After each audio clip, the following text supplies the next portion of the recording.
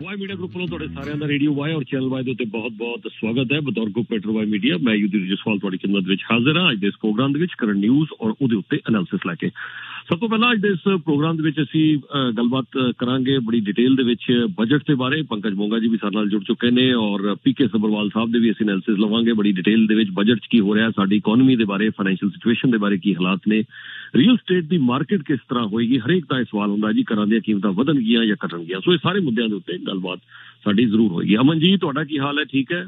जी बिल्कुल ठीक ठाक है उदवीर जी एंड तुसी भी बिल्कुल मैं उम्मीद करदी हां ठीक होवोगे। All good Aman ji. और गलबात जारी रहेगी तुहाडे नाल। गीत बड़ा शानदार तुसी लगाउने हो जिੱਥੋਂ पता लग जाता है कि हुण साडा रेडियो वाई एफएम दे उत्ते आ चुका है। जिद्दां ही 12 वजदे ने साडी बेनती है कि ठीक 12 वजे तुसी रेडियो वाई एफएम 91.9 ਜਿਹੜਾ ਉਹ ਜ਼ਰੂਰ ਲਗਾ ਲਿਆ ਕਰੋ। और जे तुसी फोन के जरिए सुनते हो फिर तो फोन नंबर एक ही है 647 910 5000 9 11 911 होंदा है साडा ਜਿਹੜਾ ਨੰਬਰ ਅਸੀਂ ਸਾਰੇ ਜਾਣਦੇ ਆ ਕਿ ਐਮਰਜੈਂਸੀ ਨੰਬਰ ਹੈ, ਪਰ ਇੱਕ ਨੰਬਰ ਘੱਟ ਸਿਰਫ 910। ਸੋ 647 910 5000 ਵਾਈ ਮੀਡੀਆ ਦੇ ਪਿੱਛੇ ਲੱਗਦਾ ਹੀ ਹੈ। ਸੋ 647 910 5000 ਇਸ ਨੰਬਰ ਤੇ ਤੁਸੀਂ ਸਾਡੇ ਨਾਲ ਰੇਡੀਓ, ਇਹ ਰੇਡੀਓ ਵਾਸਤੇ ਨੰਬਰ ਹੈ। ਜੇ ਸਾਡਾ ਸੰਪਰਕ ਕਰਨਾ ਹੈ ਫਿਰ 416 475 5000 416 475 5000 ਇਹਦੇ ਤੁਸੀਂ ਗੱਲਬਾਤ ਕਰ ਸਕਦੇ ਹੋ। 10 ਤੋਂ 12 ਤੁਸੀਂ ਸੁਣਿਆ ਔਰ ਹੁਣ ਠੀਕ 12 ਵਜੇ ਜਿੱਦਾਂ ਹੀ 12 ਵਜੇ ਨੇ ਤੁਹਾਡੀ ਖidmat ਹਾਜ਼ਰ ਨੇ। ਪੰਕਜ ਜੀ ਤੁਹਾਡਾ ਵਾਈ ਮੀਡੀਆ ਗਰੁੱਪ ਵੱਲੋਂ ਰੇਡੀਓ ਵਾਈ ਤੇ ਬਹੁਤ-ਬਹੁਤ ਸਵਾਗਤ ਹੈ। Welcome sir. Thank you very much Idrees ji ਤੇ ਮੇਰੇ ਤਰਫੋਂ ਸਭ ਨੂੰ ਗੁੱਡ ਆਫਟਰਨੂਨ ਜੀ। Good afternoon sir. ਜੇ ਮੈਂ ਇਹ ਪੁੱਛਣਾ ਚਾਹਾਂ ਕਿ ਤਿੰਨ ਚੀਜ਼ਾਂ ਤੁਸੀਂ ਐਸੀਆਂ ਦੱਸਣੀਆਂ, ਤਿੰਨ ਚੀਜ਼ਾਂ ਜਿਹੜੀਆਂ ਤੁਹਾਨੂੰ ਇਸ ਬਜਟ 'ਚ ਬਹੁਤ ਵਧੀਆ ਲੱਗੀਆਂ, ਤਿੰਨ ਚੀਜ਼ਾਂ, ਔਰ ਤਿੰਨ ਚੀਜ਼ਾਂ ਐਸੀਆਂ ਜਿਹੜੀਆਂ ਇਸ ਬਜਟ ਤੁਹਾਨੂੰ ਠੀਕ ਨਹੀਂ ਲੱਗੀਆਂ। ਤਿੰਨ ਚੀਜ਼ਾਂ ਦੱਸੋ ਸਰ। ਤਿੰਨ ਚੀਜ਼ਾਂ ਵੰਡ ਰਹੇ ਹੋ ਸਰ। ਓਕੇ ਸੋ ਪਹਿਲਾਂ ਮੈਂ ਨੈਗੇਟਿਵ ਦੱਸ ਦੇਣਾ ਫਿਰ ਪੋਜ਼ੀਟਿਵ ਦੱਸ। ਨੈਗੇਟਿਵ ਚੀਜ਼ ਮੈਨੂੰ ਜਿਹੜੀ ਵਿੱਚ ਲੱਗੀ ਹੈ ਜੀ ਡੈਫਿਸਿਟ ਮੇਜਰ ਚੀਜ਼ ਜਿਹੜੀ ਹੈ, ਕਿਉਂਕਿ ਸਾਡੇ ਕੋਲ ਕੋਈ ਪਲਾਨ ਨਹੀਂ ਹੈਗਾ ਕਿ ਅਸੀਂ ਇਹਨੂੰ ਕਿਵੇਂ ਪੂਰਾ ਕਰਾਂਗੇ ਔਰ ਸਾਡਾ ਡੈਟ ਵੱਧਦਾ ਜਾ ਰਿਹਾ ਹੈ ਦੂਜੇ ਨੰਬਰ ਤੇ, ਕਿਉਂਕਿ ਅਸੀਂ ਪਿਛਲੇ ਰੇਡੀਓ ਤੁਸੀਂ ਦੱਸਿਆ ਹੀ ਹੈ 1.13 ਸਮਥਿੰਗ ਪਹੁੰਚ ਚੁੱਕਿਆ ਸਾਡਾ ਜਿਹੜਾ ਡੈਟ ਹੈ ਔਰ $43 ਬਿਲੀਅਨ ਦਾ ਅਸੀਂ ਡੈਫਿਸਿਟ ਦਿਖਾਉਣ ਲੱਗੇ ਹਾਂ, ਜਿਹੜਾ ਕਿ ਵਿੱਚ ਮੈਨੂੰ ਕੁਝ ਸਮਝ ਨਹੀਂ ਆ ਰਿਹਾ ਕਿ ਅਸੀਂ ਪੂਰਾ ਕਿਵੇਂ ਕਰਾਂਗੇ ਇਹਨੂੰ। ਇੰਨਾ ਅਗਰ ਡੈਟ ਚੜਾਉਂਦੇ ਜਾਵਾਂਗੇ ਤਾਂ ਕਿਤੇ ਨਾ ਕਿਤੇ ਜਾ ਕੇ ਸਾਨੂੰ ਪ੍ਰੋਬਲਮ ਆ ਸਕਦੀਆਂ ਨੇ। ਇਸ ਬਜਟ ਦੀ ਵਜ੍ਹਾ ਨਾਲ ਸਾਡੀ ਕ੍ਰੈਡਿਟ ਰੇਟਿੰਗ ਨੀਚੇ ਜਾ ਸਕਦੀ ਹੈ ਵਿਚ ਬੈਡ। ਹਾਲੇ ਪਤਾ ਨਹੀਂ ਹੈ ਜਾਏਗੀ ਕਿ ਨਹੀਂ ਜਾਏਗੀ, ਲੇਕਿਨ ਡਿਪੈਂਡ ਕਰਨਗੀਆਂ ਹੁਣ ਕ੍ਰੈਡਿਟ ਏਜੰਸੀਜ਼ ਕੀ ਕਰਨਗੀਆਂ ਇਸ ਬਜਟ ਤੋਂ ਬਾਅਦ। ਅਗਰ ਪੋਜ਼ੀਟਿਵ 'ਚ ਦੇਖਿਆ ਜਾਵੇ ਤਾਂ yes dental is a good thing. Health care ਤੇ ਉਹਨਾਂ ਨੇ ਜਿਹੜਾ ਪੈਸਾ ਖਰਚਿਆ ਵੀ ਨੀਡਡ ਦੈਟ, ਕਿਉਂਕਿ ਸਾਡਾ ਹੈਲਥ ਕੇਅਰ ਅਸੀਂ ਕੋਵਿਡ ਦੇ ਟਾਈਮ ਤੇ ਦੇਖਿਆ ਕਿਵੇਂ ਅਸੀਂ ਬੁਰੀ ਤਰ੍ਹਾਂ ਫਸੇ ਹੋਏ ਸੀਗੇ। ਅੱਜ ਦੀ ਡੇਟ 'ਚ ਵੀ ਅਗਰ ਦੇਖਿਆ ਜਾਵੇ ਤਾਂ ਸਾਡੇ ਕੋਲ ਨਰਸਿਸ ਪੂਰੀਆਂ ਨਹੀਂ ਹੈਗੀਆਂ ਜਾਂ ਹੋਰ ਸਾਨੂੰ ਡਾਕਟਰਸ ਚਾਹੀਦੇ ਨੇ ਜਾਂ ਫੈਸਿਲਿਟੀਜ਼ ਚਾਹੀਦੀਆਂ ਨੇ ਜਿਹੜੀਆਂ ਕਿ ਬਹੁਤ ਜ਼ਰੂਰੀ ਨੇ। ਸੋ ਹੈਲਥ ਕੇਅਰ ਨੰਬਰ 1 ਮੈਂ ਲਵਾਂਗਾ। ਦੂਜੇ ਨੰਬਰ ਤੇ ਹੈਲਥ ਕੇਅਰ ਐਂਡ ਡੈਂਟਲ ਦੋਨਾਂ ਨੂੰ ਨੰਬਰ 1 ਤੇ ਲੈ ਲਾਂਗਾ। ਦੂਜੇ ਨੰਬਰ ਤੇ ਇਹਨਾਂ ਨੇ ਕਾਫੀ ਕਲੀਨ ਐਨਰਜੀ ਵਾਸਤੇ ਬੇਸਿਕਲੀ US ਨੇ ਜਿਹੜਾ ਲਾਸਟ ਈਅਰ ਬਾਈਡਨ ਨੇ ਬਿੱਲ ਪਾਸ ਕੀਤਾ ਸੀਗਾ, ਕਾਫੀ ਉਹਨਾਂ ਨੇ ਰਿਬੇਟ ਦਿੱਤੀਆਂ ਸੀਗੀਆਂ। ਸੋ ਉਹਦੀ ਵਜ੍ਹਾ ਨਾਲ ਇਹ ਪਤਾ ਚੱਲ ਰਿਹਾ ਸੀਗਾ ਕਿ ਉੱਥੇ ਜ਼ਿਆਦਾ ਇਨਵੈਸਟਮੈਂਟ ਹੋਏਗੀ, ਲੇਕਿਨ ਕੰਪੀਟ ਕਰਨ ਵਾਸਤੇ ਬੇਸਿਕਲੀ US ਨਾਲ ਇਹ ਰਿਬੇਟ ਦਿੱਤੀਆਂ ਗਈਆਂ ਨੇ, which can be a positive sign for us, ਕਿਉਂਕਿ ਸਾਡੇ ਇੱਥੇ ਵੀ ਕਿਉਂਕਿ ਨੈਚੁਰਲ ਰਿਸੋਰਸਿਸ ਸਾਡੇ ਕੋਲ ਹੈਗੇ ਨੇ। ਅਗਰ ਕਲੀਨ ਐਨਰਜੀ ਵਾਸਤੇ ਸਾਡੇ ਇਲੈਕਟ੍ਰਿਸਿਟੀ ਵਾਸਤੇ ਜਿਹੜਾ ਉਹਨਾਂ ਨੇ ਕੀਤਾ ਹੈ, ਇਸਦੇ ਨਾਲ carbon capture system, hydrogen production, clean energy manufacturing, ਇਹਨਾਂ ਸਾਰਿਆਂ ਤੇ ਉਹਨਾਂ ਨੇ ਇਨਵੈਸਟਮੈਂਟ ਕ੍ਰੈਡਿਟ ਦੇ ਦਿੱਤੇ ਨੇ, ਵਿਚ ਮੈਨੂੰ ਲੱਗਦਾ ਹੈ ਕਿ ਇਹ ਕਾਫੀ ਲੌਂਗਰ ਟਰਮ ਵਾਸਤੇ ਬਹੁਤ ਅੱਛੀ ਚੀਜ਼ ਹੈਗੀ ਹੈ। ਔਰ ਸਟੂਡੈਂਟਸ ਵਾਸਤੇ ਵੀ ਇਹਦੇ 'ਚ ਹੈ, ਉਹਨਾਂ ਨੂੰ ਜਿਹੜੇ ਲੋਨ ਦਿੱਤੇ ਜਾ ਰਹੇ ਨੇ RESP ਵਗੈਰਾ, ਤੁਸੀਂ ਜ਼ਿਆਦਾ ਪੈਸਾ ਕੱਢ ਸਕਦੇ ਹੋ। RDSP ਵਾਸਤੇ ਇਹਨਾਂ ਨੇ ਕਰ ਦਿੱਤਾ। ਯੂਨੀਵਰਸਿਟੀ ਇੱਕ ਹੋਰ ਬੜੀ ਵਧੀਆ ਜੀ ਛੋਟੀ ਜਿਹੀ ਚੀਜ਼ ਹੈ, ਬਟ ਯੂਰਪ ਨੇ ਤਾਂ ਕਰ ਹੀ ਦਿੱਤਾ ਸੀ, ਅਸੀਂ ਵੀ ਕਰਨ ਲੱਗੇ ਹਾਂ ਹੁਣ ਕਾਮਨ ਚਾਰਜਰ। ਸੋ USB-C ਤੇ ਚਾਰਜਿੰਗ ਸਾਰੇ ਸਮਾਲ ਹੈਲਥ ਡਿਵਾਈਸਿਸ ਤੇ ਲੈਪਟਾਪ 2024 ਤੱਕ ਚਾਰਜਰ ਸਾਰਿਆਂ ਦਾ ਇੱਕੋ ਹੀ ਹੋਣਾ ਚਾਹੀਦਾ, ਚਾਹੇ ਤੁਸੀਂ ਸੈਮਸੰਗ ਖਰੀਦ ਰਹੇ ਹੋ ਚਾਹੇ ਐਪਲ ਖਰੀਦ ਰਹੇ ਹੋ। ਸੋ ਉਹ ਚੀਜ਼ਾਂ ਬੜੀਆਂ ਅੱਛੀਆਂ ਨੇ ਜਿਹੜਾ ਕਿ ਇੰਨਾ ਚ ਕੀਤਾ। ਏਅਰ ਟਰੈਵਲ ਵਾਸਤੇ ਵੀ ਕੁਛ ਕਰਦੇ ਨੇ। ਬਹੁਤ ਸਾਰੀਆਂ ਜਿਹੜੀਆਂ ਪੋਜ਼ੀਟਿਵ ਚੀਜ਼ਾਂ ਵੀ ਹੈਗੀਆਂ ਨੇ ਜਿਹੜੀਆਂ ਕਿ ਅਸੀਂ ਐਂਡ 'ਚ ਦੇਖ ਲਿਆ ਜੀ ਇਹਦੇ ਵਿੱਚ। ਠੀਕ ਹੈ ਜੀ, ਗੁੱਡ ਪੁਆਇੰਟ ਜੀ। ਔਰ ਮੈਂ ਇੱਥੇ ਦੱਸਵਾਂ ਕਿ ਜੇ ਤੁਸੀਂ ਵੀ ਕੋਈ ਆਪਣੇ ਕੋਈ ਸਵਾਲ ਪੁੱਛਣੇ ਆ ਤਾਂ ਬਿਲਕੁਲ ਤੁਸੀਂ ਕਾਲ ਕਰ ਸਕਦੇ ਹੋ 647 272 8182 647 272 8182 ਇਹ ਤੇ ਤੁਸੀਂ ਕਾਲ ਕਰਕੇ ਆਪਣੇ ਕੋਈ ਸਵਾਲ ਜੇ ਤੁਸੀਂ ਪੁੱਛਣਾ ਚਾਹੋ ਤੇ ਪੁੱਛ ਸਕਦੇ ਹੋ। ਨੈਕਸਟ ਕਾਲ ਜੀ, ਗਿਰੀਸ਼ ਜੀ ਤੁਸੀਂ ਆਨ ਦੇ ਰਹੋ, ਗੋ ਹੈਡ। नमस्कार जी, सबको जी नमस्कार है जी। नमस्कार मुंगा जी, पहला सवाल ये है कि मेरे को तो ये बजट देख के लगता है कि अपने प्रधानमंत्री जी खुद भी कटोरा लेके खड़े हैं और हमको भी बोलते हैं जिंदगी भर लिए रहो, राइट। और जिस तरीके से वो अमोर्टाइजेशन भी बढ़ा दिया 35 साल, 40 साल, 80 साल, तो बंदा जिंदगी भर पे ही करता रहेगा, मर जाएगा। हाँ जी, बताइए इसके बारे में पहले तो। देखिए, मेरे ख्याल अमोर्टाइजेशन की जो आप बात कर रहे हैं वो तो हेल्प करने के लिए, क्योंकि इस वक्त सिचुएशन थोड़ी खराब है, अफोर्डेबिलिटी इस वक्त घरों में प्रॉब्लम आ रही है। लेकिन यस, मैं आपकी बात से एग्री करता हूँ। मेरा पहला पॉइंट ये है इस बजट के साथ, बजट में सारी चीजें अच्छी हैं, लेकिन बजट में सबसे बेकार चीज ये है कि वो हम उधार लेके बस वो कहते हैं वो इंडिया में जो कुत्ते जी को एक एक रोटी देते रहो, टुकड़ा देते रहो, उसे बस चलता रहे, जैसे ही चलता रहे, राइट। पहला तो सवाल यही कहना चाहता हूँ। देखो, कई चीजें तो होती हैं जरूरी गिरीश जी, कई चीजें होती हैं जो आप बिना बात के चीजें हो जाती हैं। अब मुझे एक चीज अभी तक समझ नहीं आ रही, हो सकता है किसी को इम्पैक्ट आता हो, अगर आप साल में किसी को $400 दे देंगे तो उसकी क्या पूरे साल की ग्रोसरी का आपने खर्चा उठा लिया था, या वो इतनी अफोर्डेबिलिटी बन गई। लेकिन वो $400, $450 हर उनको देना लोअर इनकम वालों को, आप ये मान के चलो कि आप $बिलियंस का खर्चा कर रहे हैं वहाँ पे, वो हम बचा सकते थे। $400 में क्या फर्क पड़ जाएगा। अब वो FHSA में 8,000 की लिमिट है, उस हिसाब से 666 पर महीना होता है, तो बंदे के पास जब इतना बचेगा तभी तो उसमें डालेगा ना वो FHSA first home savings plan में। नहीं, वो तो अलग चीज है। हाँ जी, हाँ जी। वो अच्छा, चलिए अब नेक्स्ट अगला सवाल ये है, मगर ये जो टैक्स का जो चक्कर है ये इतना कॉम्प्लिकेटेड क्यों बनाया हुआ है। जैसे जो ये इन्वेस्टमेंट्स की होते हैं T3, T4, T3 and T5, इसमें 50 तरीके के अगर सारे बॉक्सों को गिन लिया जाए तो 50 के बॉक्स करीब हो जाते हैं जी। या तो तुमने टैक्स लगाना है, या तुमने कैपिटल गेन लगाना है 50% पे कर दो, या उसको मार्जिनल टैक्स पे कर लो। लाइक 2-3 सिलसिला रहे, इसको इतना कॉम्प्लिकेटेड क्यों किया हुआ है। थैंक यू सो मच, मैं ऑनलाइन सुन लेता हूँ जी, थैंक यू जी। मोहन साहब, इसका जवाब मैं दे दूं? दे दीजिए, आप दे दीजिए। हाँ जी, ये हर कैटेगरी के लोगों को पकड़ने के लिए दी है। सिंपल सी बात, सिंप्लीफाई करेंगे तो एस्केप रूट बन जाएगा कई लोगों का। इनको हर तरह से, हम जब अपनी अकाउंटिंग का जब फाइलिंग करते हैं अकाउंटेंट्स के साथ, तो चाहते हुए भी नहीं बच पाते, इसीलिए इतने सारे ये कैटेगरी बना रखे हैं इन्होंने। बड़ी सिंपल सी बात है कि चारों तरफ से घेर के रखो, which is not a bad thing. And दूसरी चीज एक और भी है, मैं थोड़े से ऐड कर देता हूँ, पीके जी ने बहुत अच्छी तरह से एक्सप्लेन कर दिया इस चीज को। एक और चीज भी होती है, जैसे अब किसी को डिविडेंड मिला है तो डिविडेंड टैक्सेस थोड़े से अलग से चलते हैं। कैपिटल गेन है तो आप कैपिटल गेन के हिसाब से टैक्सेस देना। टोटल अगर आप टैक्सेस एक ही तरह का बना देंगे तो आप जहां 50% टैक्स दे रहे थे वहां पे आप डबल टैक्स दे रहे हो बेसिकली। कैपिटल गेन का टैक्स ही अलग है। सो हर चीज, इंटरेस्ट का टैक्स अलग है। सो पीके जी ने बता दिया, हर तरफ से घेरा है, लेकिन आपको उस चीज का बेनिफिट अगर देखा जाए तो। अदरवाइज अगर हम एक तरह से सबको टैक्स करने लगेंगे तो आप वही आम आदमी और फंस जाएगा। ये आम आदमी के लिए बहुत फायदे वाली बात है, जो पैसा कमा रहे हैं उनको चारों तरफ से घेरा हुआ है। जी जी जी। हाँ जी, मनप्रीत जी तुम ऑन दे रहो। मनप्रीत, हाँ जी जदवीर जी, सत श्री अकाल जी। सत श्री अकाल जी मनप्रीत साहब। हाँ जी जदवीर जी, मैं ਮੰਗਾ ਜੀ ਨੂੰ ਪੁੱਛਣਾ ਸੀਗਾ ਕੁਐਸਚਨ ਵੀ ਇਸ ਸਮੇਂ ਆਪਾਂ ਆਪਣੇ ਕੋਈ ਬੱਚਿਆਂ ਨੂੰ ਆਪਣੀ RRSP ਦੇ ਵਿੱਚੋਂ ਉਹਨਾਂ ਦੇ ਕੋਈ ਐਜੂਕੇਸ਼ਨ ਵਾਸਤੇ ਕਰ ਸਕਦੇ ਆ ਉਧਰ ਟ੍ਰਾਂਸਫਰ ਜੀ। ਤੇ ਦੂਸਰਾ ਕੁਐਸਚਨ ਮੇਰਾ ਇਹ ਹੈ ਵੀ ਜਿਹੜਾ ਗਵਰਨਮੈਂਟ ਨੇ ਐਕਟਿਵ ਬਜਟ ਦਾ ਕੀਤਾ ਆਪਾਂ ਨੂੰ, ਹੁਣ ਇਹ HST ਰਿਬੇਟ ਨੂੰ ਇਹਨਾਂ ਨੇ ਟ੍ਰਾਂਸਫਰ ਕਰਕੇ ਜਿਹੜੀ ਫੂਡ ਦੇ ਉੱਤੇ ਆਟਾ ਦਾਲ ਸਕੀਮ ਚਲਾਈ ਆ ਇਹ ਆਪਾਂ ਨੂੰ ਵੀ ਇਹੀ ਹੁਣ ਦਿਆ ਕਰਨਗੇ। ਇਹਦੇ ਨਾਲ ਤਾਂ ਬੈਟਰ ਸੀਗਾ ਜੀ ਕਿ ਜਿੰਨੀਆਂ ਮਲਟੀਨੈਸ਼ਨਲ ਗਰੋਸਰੀ ਵਾਲੀਆਂ ਕੰਪਨੀਆਂ ਨੇ ਇਹਨਾਂ ਦੀ ਗਰੀਡ ਨੂੰ ਖਤਮ ਕਰਕੇ ਇਹਨਾਂ ਨੂੰ ਟੈਕਸ ਰਿਬੇਟ ਦੇ ਦਿੰਦੇ ਤਾਂ ਕਮ ਸੇ ਕਮ ਸਾਰਿਆਂ ਵਾਸਤੇ ਗਰੋਸਰੀ ਨੂੰ ਤਾਂ ਲੌਂਗ ਟਰਮ ਵਾਸਤੇ ਹੈਲਪ ਮਿਲ ਜਾਂਦੀ ਜੀ।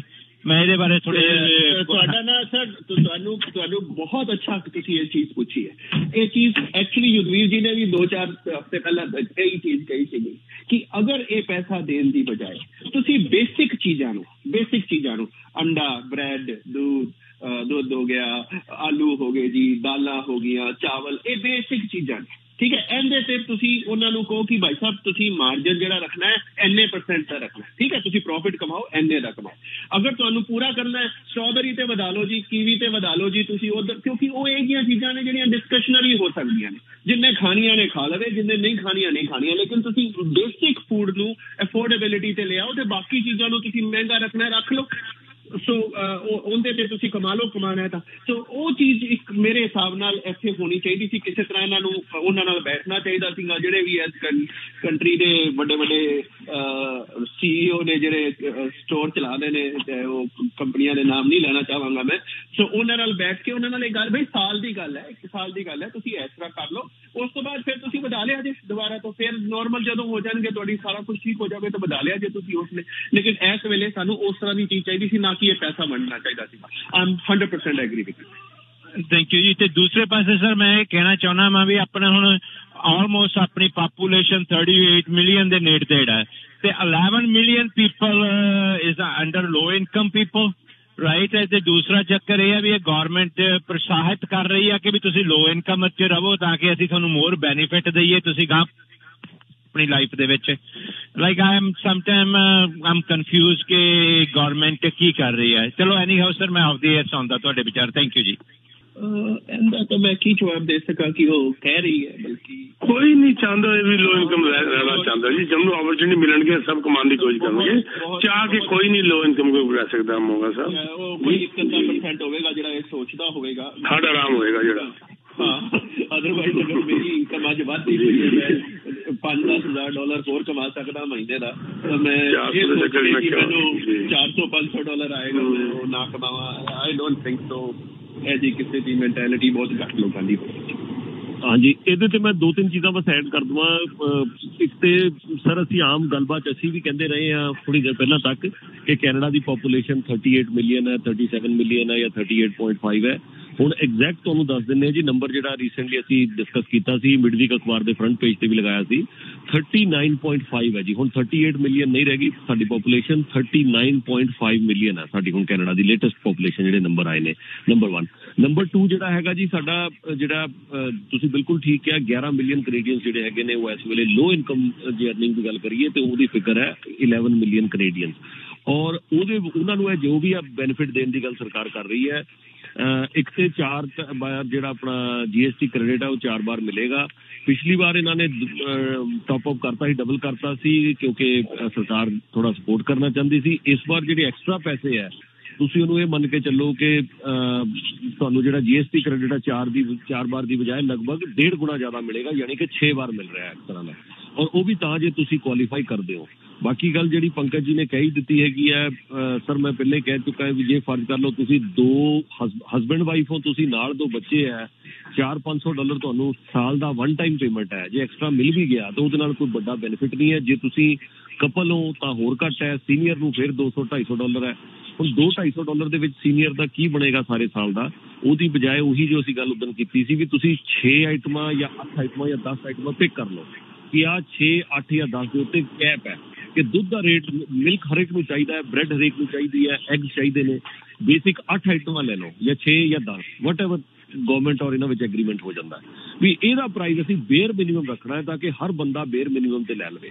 ਉਸ ਤੋਂ ਇਲਾਵਾ ਜਿਹੜੀ ਕੋਈ ਆਰਗੈਨਿਕ ਫੂਡ ਹੋ ਗਿਆ, ਹੋਰ ਬਹੁਤ ਸਾਰੀਆਂ ਚੀਜ਼ਾਂ ਆਉਂਦੀਆਂ ਨੇ, ਦਹੀਂ ਹੋ ਗਿਆ ਜਾਂ ਕੋਈ ਹੋਰ ਕੋਈ ਆਈਟਮ ਹੈ ਜਿਹੜੀ ਤੁਹਾਨੂੰ ਨੈਸੈਸਰੀ ਨਹੀਂ ਲੱਗਦੀ, ਗਰੋਸਰੀ ਦੀਆਂ ਤੇ 500 ਆਈਟਮਸ ਨੇ, 500 ਦੇ ਵਿੱਚੋਂ ਸਿਰਫ 8 ਜਾਂ 6 ਜਾਂ 10 ਆਈਟਮ ਤੁਸੀਂ ਕਹੋ ਵੀ ਇਹਦੇ ਤੇ ਅਸੀਂ ਇਹ ਬੰਦੇ ਨੂੰ ਚਾਹੀਦੀ ਹੈ, ਬੇਸਿਕ ਫੂਡ ਹੈ, ਬੇਸਿਕ ਫੂਡ ਜਿਹਨੂੰ ਅਸੀਂ ਕਹਿੰਦੇ ਹਾਂ, ਉਹ ਜ਼ਿਆਦਾ ਬੈਟਰ ਸੀ ਰਾਦਰ ਦੈਨ ਇਹ ਤੇ ਗਵਰਨਮੈਂਟ ਨੇ ਟੋਕਨ ਜਿਹਾ ਦਿੱਤਾ ਜਿਹੜਾ ਬਜਟ ਚ ਆਇਆ, ਇਟ ਇਜ਼ ਸਿੰਪਲੀ टोकन।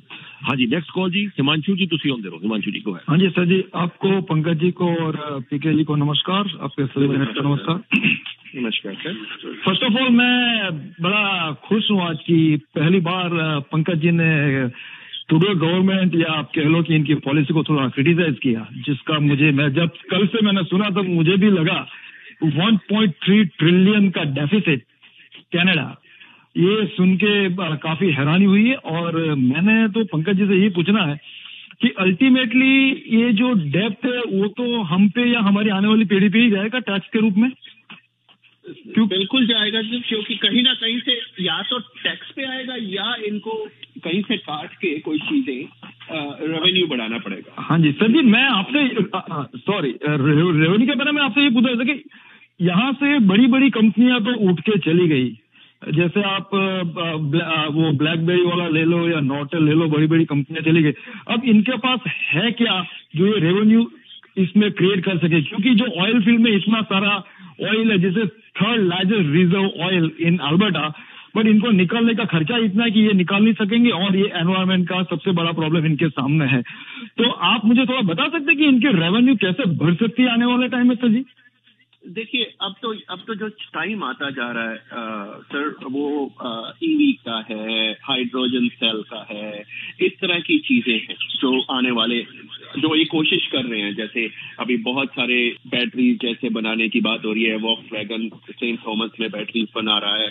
अब जो इसमें इन्होंने कोशिश की है इस बजट में, इन्होंने जो कि क्लीन एनर्जी पे, क्लीन इलेक्ट्रिसिटी पे, वेस्टेज पे किस तरह से उसको रिबेट देके सारी चीजें करके ताकि कंपनीज यहाँ आके इन्वेस्ट कर सके, तो वो करने की कोशिश की है। देखते हैं कितने कामयाब होते हैं, वो है यहाँ पे। बट अभी जैसे आपने बोला, वो दोनों कंपनी नोटल और वो दो ब्लैकबेरी दोनों अपने आप में ही मर गई, वो कहीं गई तो नहीं।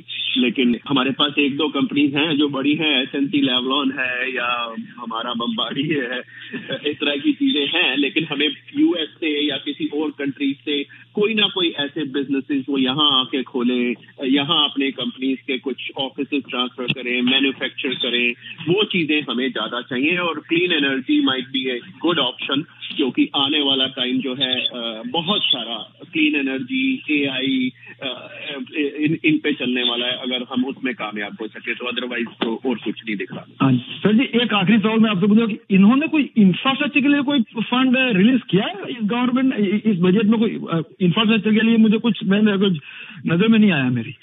सिर्फ एक इन्होंने मेरे ख्याल छोटा सा मॉन्ट्रियल का कुछ ब्रिज बना रहे हैं, वो मैंने देखा था। बाकी युद्धवीर जी आपने पढ़ा हो तो उसके अलावा कुछ और है तो युद्धवीर जी शायद बता सके। मेरे हिसाब से तो सिर्फ वो एक ही चीज आई है उसमें। हाँ जी, मैं 2 पॉइंट्स दोनों ਜਿਹੜੇ ਇਹਨਾਂ ਨੇ ਕਹੇ ਉਹਦੇ ਚ ऐड कर देना क्विकली। एक तो ਜਿਹੜਾ ਤੁਸੀਂ जो आप बात कर रहे हैं इसकी डेफिसिट की और ओवरऑल डेट की, डेफिसिट जैसा पंकज जी ने बता ही दिया है, $43 बिलियन का हम देख रहे हैं। वैसे वो कह रहे हैं कि 1 अप्रैल को आपको 41 बिलियन नजर आएगा। चलो, मेन मुद्दा ये है कि अबव $40 बिलियन हमारा डेफिसिट है इस साल का, और 2027-28 फिस्कल ईयर तक भी हम $14 बिलियन डेफिसिट देखेंगे। मतलब अभी सरप्लस में जाने का तो सवाल ही नहीं है 2027-28 के बजट तक। ठीक है जी, आप ये अंदाजा लगा लीजिए कि डेट सर्विसिंग, पंकज मोगा जी इसको और आगे एक्सप्लेन कर देंगे कि फर्ज कर लो जी घर में आपके $100 आ रहा है, तो पहले $100 में से पहले $20 जो है वो सिर्फ कर्जे की किस्त के निकल रहे हैं। जो आप लगा के चलो कि 45 to 50 बिलियन सालाना जो है वो हमारा फेडरल लेवल की, फेडरल सरकार की बात कर रहा हूँ, वो हमारा सिर्फ डेट सर्विसिंग के मतलब कर्जे की किस्तें अदा करने में चले जाएगा। वो किसी प्रोग्राम पे स्पेंडिंग नहीं है, किसी इंफ्रास्ट्रक्चर पे स्पेंडिंग नहीं है, कहीं कोई सही मायने में कोई अर्थ नहीं है। अभी एजुकेशन में लग गया या हेल्थ केयर में लग गया, ये एक बड़ी समस्या है। हमारा ओंटारियो का भी अगर हम ध्यान से देखें, सबसे ज्यादा पैसा ओंटारियो का भी बजट पेश हुआ है, $14 बिलियन सर आपका डेट सर्विसिंग में है। उसमें पहला आपका सबसे बड़ा खर्चा हेल्थ केयर है जो फेडरल का भी है, दूसरा आपका यहाँ पर मैं प्रोविंशियल बात करूँ तो एजुकेशन है, और थर्ड बिगेस्ट आइटम जो है वो ये हो गई आपकी। ठीक है, अच्छा, ये एक बड़ी समस्या है। इसमें स्पेंडिंग हमने दुनिया भर की खोल रखी है। $13 बिलियन तो जो हमारा ये डेंटल का है, $13 बिलियन हमारा उसमें लगना है। 6 बिलियन पहले इन्होंने सिर्फ मार्क किया था और अब उसमें और ये खर्चा कर रहे हैं। इंफ्रास्ट्रक्चर का आपने सवाल पूछा, सर कोई बड़ी स्पेंडिंग इंफ्रास्ट्रक्चर में नहीं नजर आ रही। मैं तो हार्पर साहब से भी सवाल करता था और अब ट्रूडो साहब से भी यही सवाल करता हूँ। कौन 97 में सबसे बड़ा हाईवे बना था, उसके बाद कौन से बड़े हाईवे बनाए इन्होंने, कौन से बड़े हॉस्पिटल, कहाँ बड़ी बड़ी चीजें हुई हैं। तो इंफ्रास्ट्रक्चर स्पेंडिंग बहुत पीछे है जी। हाँ जी सर जी, बस एक आखिरी सवाल है, तो इस हिसाब से जो ये लोग जिस हिसाब से इमिग्रेंट लाने की यहाँ पे जो बातें चल रही है, तो इसका मतलब कि हमें तैयारी रखनी है कि आने वाला टाइम यहाँ पे हर टाइम इतना इजी नहीं रहेगा जो आज तक हम मतलब जो चल गया। एम आई राइट सर? देखो, रियल एस्टेट के पर्सपेक्टिव से पीके जी बताएंगे। मेरे को उनकी पुरानी बात, थोड़ा सवाल मैंने पूछना भी था उनसे भी, जो वो बात कर रहे थे भी रेंटल काफी थे डिमांड बढ़ेगी, वो तो मैं पूरी डिटेल रिपोर्ट जानना चाहूंगा। और रियल एस्टेट का की होएगा, इमीग्रेंट ज्यादा लियाउण का कारण यही है सर, 3 कारण ने, मेनली 3 रीजन। नंबर 1 हैगा sir, we have an aging population, साडी मीडियम एज ਜਿਹੜੀ ਹੈ ਵੱਧ ਰਹੀ ਹੈ, एजिंग पॉपुलेशन है। नंबर 2 ਸਾਡਾ ਆਪਣਾ ਬਰਥ ਰੇਟ ਬੜਾ ਘੱਟ ਹੈ ਇੱਥੇ ਦਾ। ਠੀਕ ਹੈ, ਬਰਥ ਰੇਟ ਤਾਂ ਗਰੋ ਹੁੰਦਾ ਹੈ ਜੇ ਤੁਹਾਡਾ ਬਰਥ ਰੇਟ 2.4 2.5 ਹੈ, ਮਤਲਬ 2 ਬੰਦੇ ਆ ਤੇ ਜੇ 3 ਬੱਚੇ ਹੋਣਗੇ ਜਾਂ 2.5 ਬੱਚੇ ਜਾਂ 2.25 2 ਦੇ ਆਸ-ਪਾਸ ਬਰਥ ਰੇਟ ਹੋਏ ਤਾਂ ਫਿਰ ਪੋਪੂਲੇਸ਼ਨ ਗਰੋ ਹੁੰਦੀ ਹੈ।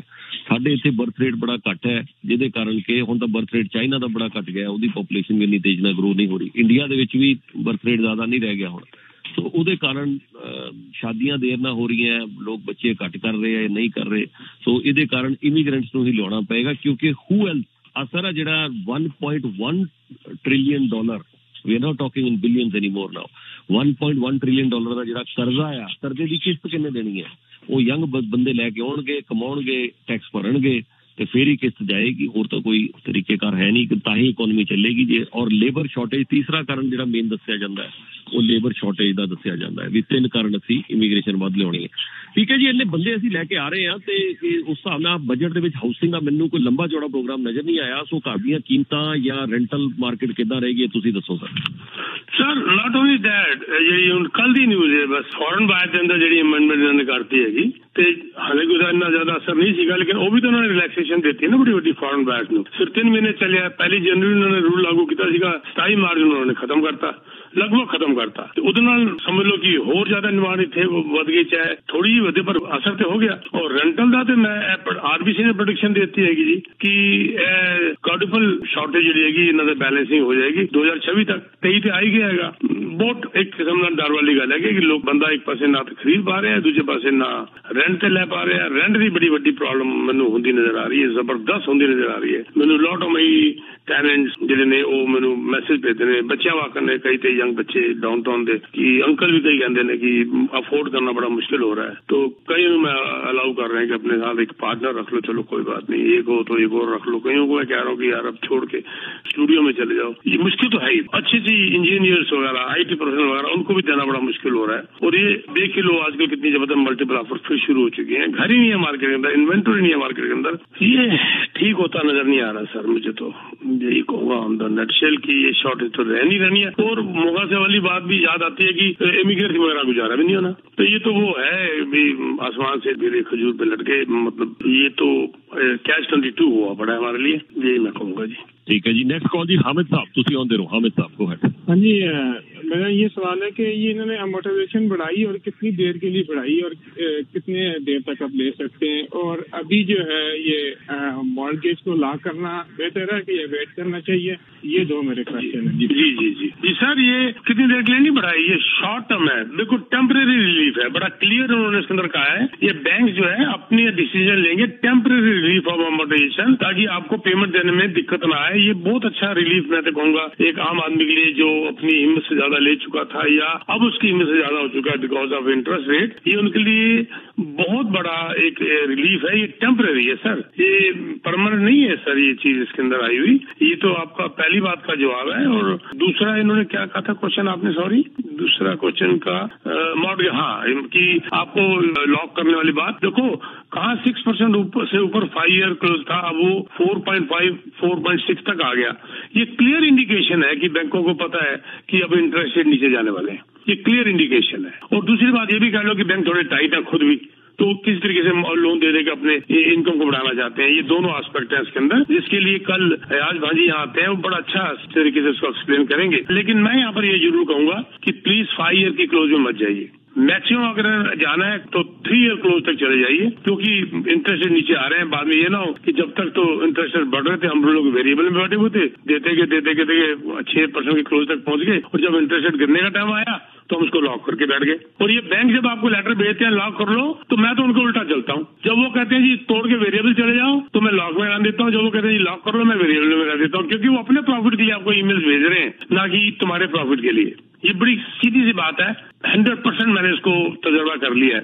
3 साल से ऊपर इसको लॉक मत करिए, क्योंकि 3 साल तक आपको बड़ा अच्छा रिजल्ट नजर आएगा। अदरवाइज इसको मैं तो वेरिएबल को ही सारी हर जगह मैं वेरिएबल में बैठा हूँ। अब मैं जब रेट गिरने का टाइम आया तो मैं क्यों लॉक करूँ जी? नहीं, मुझे ये है कि अभी मैं लॉक तो नहीं करूंगा, क्योंकि वो मुझे मेरे 4 साल रहते हैं ना वेरिएबल के, तो वो 4 साल के लॉक करेंगे। इतना टाइम आई थिंक मुझे मतलब कि नहीं करना चाहिए लॉक। नहीं होल्ड ऑन, ये जरूरी नहीं है सर 4 साल के लिए लॉक करेंगे। नो उनसे बात करिए, 2 साल के लिए भी करेंगे, पर आप नेगोशिएट करिए इंटरेस्ट रेट 3 साल के लिए करेंगे। ऑल टुगेदर डिफरेंट हो जाएगा। ये नहीं कि आपका 4 साल वेरिएबल कराया तो 4 साल ही कर देंगे। नो, आप करिए, हर चीज पॉसिबल है। ठीक है। और दूसरा ये जो रेंट्स वगैरह है ये अगले साल से दोबारा फिर बढ़ जाएंगे? इसे आगे ऑलरेडी इतने ज्यादा हुआ है लोगों के लिए। नहीं, दोबारा बढ़ जाएंगे मतलब LTP के हिसाब से तो जो है सो है रूल, लेकिन जो है अब जो नए घर हैं जो मैंने पहले बताया था 2018 नवंबर के बाद के, उनमें तो रूल लागू ही नहीं होता ना सर। उनमें तो मार्केट प्राइस है, इंटरेस्ट तो बढ़ेगा ही बढ़ेगा, रेंट तो बढ़ेगा ही बढ़ेगा, कोई रोक ही नहीं सकता सर। कोई एक साल में 400 रेंट बढ़ गया,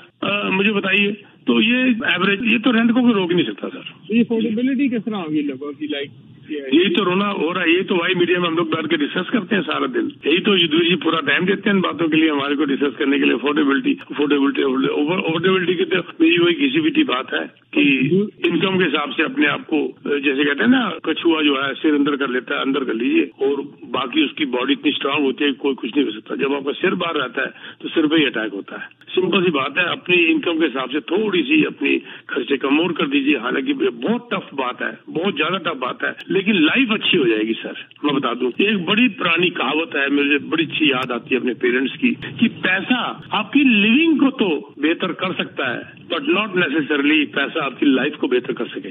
जी। तो मेरे ख्याल से आपको ज्यादा तवज्जो लाइफ के ऊपर दें तो लिविंग अपने आप अच्छी हो जाएगी।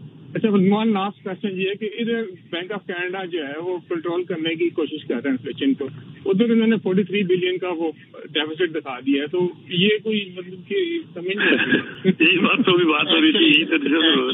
एक्चुअली क्या है सर, इसमें बेसिकली कुछ एक चीजें हैं जो इन्फ्लेशन को फ्यूल कर सकती है, बट बाकी चीजें फ्यूल नहीं कर रही। जो रिबेट्स हैं, जैसे क्लीन एनर्जी वाली हैं, ये सारी चीजें हैं, ये इन्फ्लेशन को फ्यूल नहीं कर रही है। जब तक इन्फ्लेशन फ्यूल ना करे तब तक हमें कोई प्रॉब्लम नहीं है, लेकिन जो पैसा फालतू दिया जाता है, वो जो लोगों के हाथ में पैसा फालतू दिया जाता है, वो इन्फ्लेशन बढ़ाता है। सो वो हमारे लिए प्रॉब्लम है। अच्छा, पूरा प्रॉब्लम नहीं है। एक लास्ट क्वेश्चन है, ग्रासी में मैंने देखा है कि पिछले काफी टाइम से वो इन्फ्लेशन नीचे नहीं आ रही, ग्रासी में आती है, बहुत मामूली सी आती है। तो अगर यही पोजीशन रही तो फिर क्या वो ये कंट्रोल फिर भी कर लेंगे? ये सॉरी, जो इन्फ्लेशन ग्रोसरी कंट्रोल नहीं हो रही सर, वो इसलिए कह रहे हैं क्या वो इन्फ्लेशन कंट्रोल कर लेंगे? वही तो ग्रोसरी तो तंग कर रही है सबसे ज्यादा। देखो अभी वो जगमीत सिंह ने शायद कहा है कि लॉबला की इनकम जो है ग्रोसरी के अंदर शायद 1 मिलियन बढ़ गई है रोज की, या पता नहीं महीने की, रोज की। एक्चुअली क्या हुआ था, लॉबलॉस का जो प्रॉफिट आया था सर पिछले साल से 10% आता हुआ।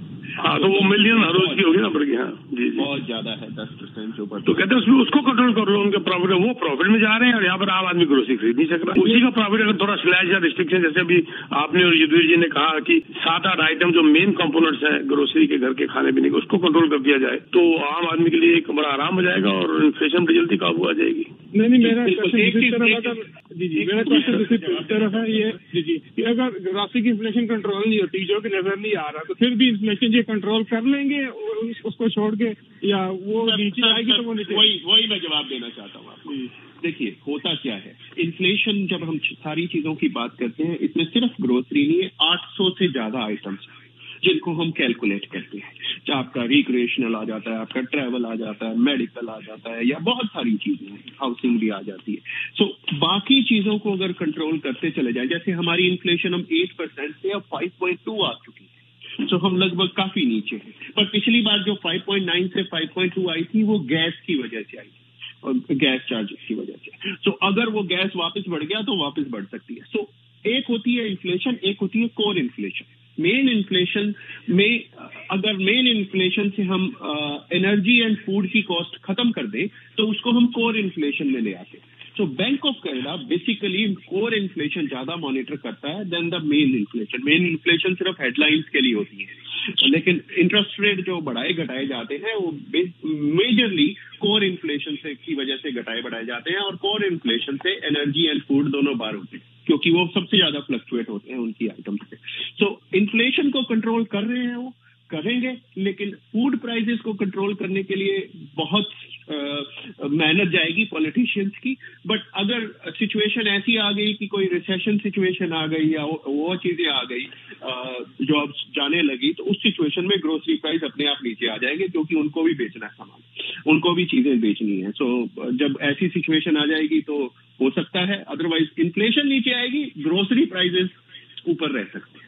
जी ओके जी, थैंक यू। मैं बस क्विकली हामिद साहब इसमें बस ये चीज ऐड कर देता हूँ ਕਿ ਵੈਸੇ ਡਿਟੇਲ ਦੇ ਵਿੱਚ ਮੈਂ ਇੱਕ ਪ੍ਰੋਗਰਾਮ ਚੈਨਲ ਵਾਈਜ਼ ਤੇ ਕੀਤਾ ਸੀ ਵਿਦ ਫੈਕਟਸ ਐਂਡ ਫਿਗਰ, ਲਗਭਗ ਅੱਧੇ ਘੰਟੇ ਦਾ ਇੱਕ ਪ੍ਰੋਗਰਾਮ ਸੀਗਾ ਜਿਹੜਾ ਐਡੀਟਰ ਸਟੇਕ ਮੈਂ ਪ੍ਰੋਗਰਾਮ ਕਰਦਾ ਉਹਦੇ ਵਿੱਚ ਕੀਤਾ ਸੀਗਾ। ਸਾਰੇ ਫੈਕਟਸ ਐਂਡ ਫਿਗਰ ਉਹ 'ਚ ਦਿੱਤੇ ਸੀ। ਕੈਨੇਡਾ 'ਚ 3 ਬੜੇ ਗ੍ਰੋਸਰੀ, ਮੈਂ ਸਿਰਫ 2 ਮਿੰਟ ਲਵਾਂਗਾ, ਅੱਧੇ ਘੰਟੇ ਦਾ ਪ੍ਰੋਗਰਾਮ ਮੈਂ ਦੁਬਾਰਾ ਬ੍ਰੌਡਕਾਸਟ ਕਰਾ ਦਾਂਗਾ ਚੈਨਲ ਵਾਈਜ਼ ਤੇ ਨਾ, ਤੁਸੀਂ ਦੇਖਣਾ ਬੜਾ ਇੰਟਰਸਟਿੰਗ ਫੈਕਟਸ ਐਂਡ ਫਿਗਰ ਨਾਲ। ਮੇਰਾ ਐਡੀਟਰ ਸਟੇਕ ਜਿਹੜਾ ਹੁੰਦਾ ਨਾ ਉਹਦੇ ਤੇ ਮੈਂ ਕੋਈ ਟੌਪਿਕ ਪਕੜ ਕੇ ਅੱਧਾ ਘੰਟਾ ਡਿਸਕਸ਼ਨ ਕਰਦਾ ਹੁੰਦਾ।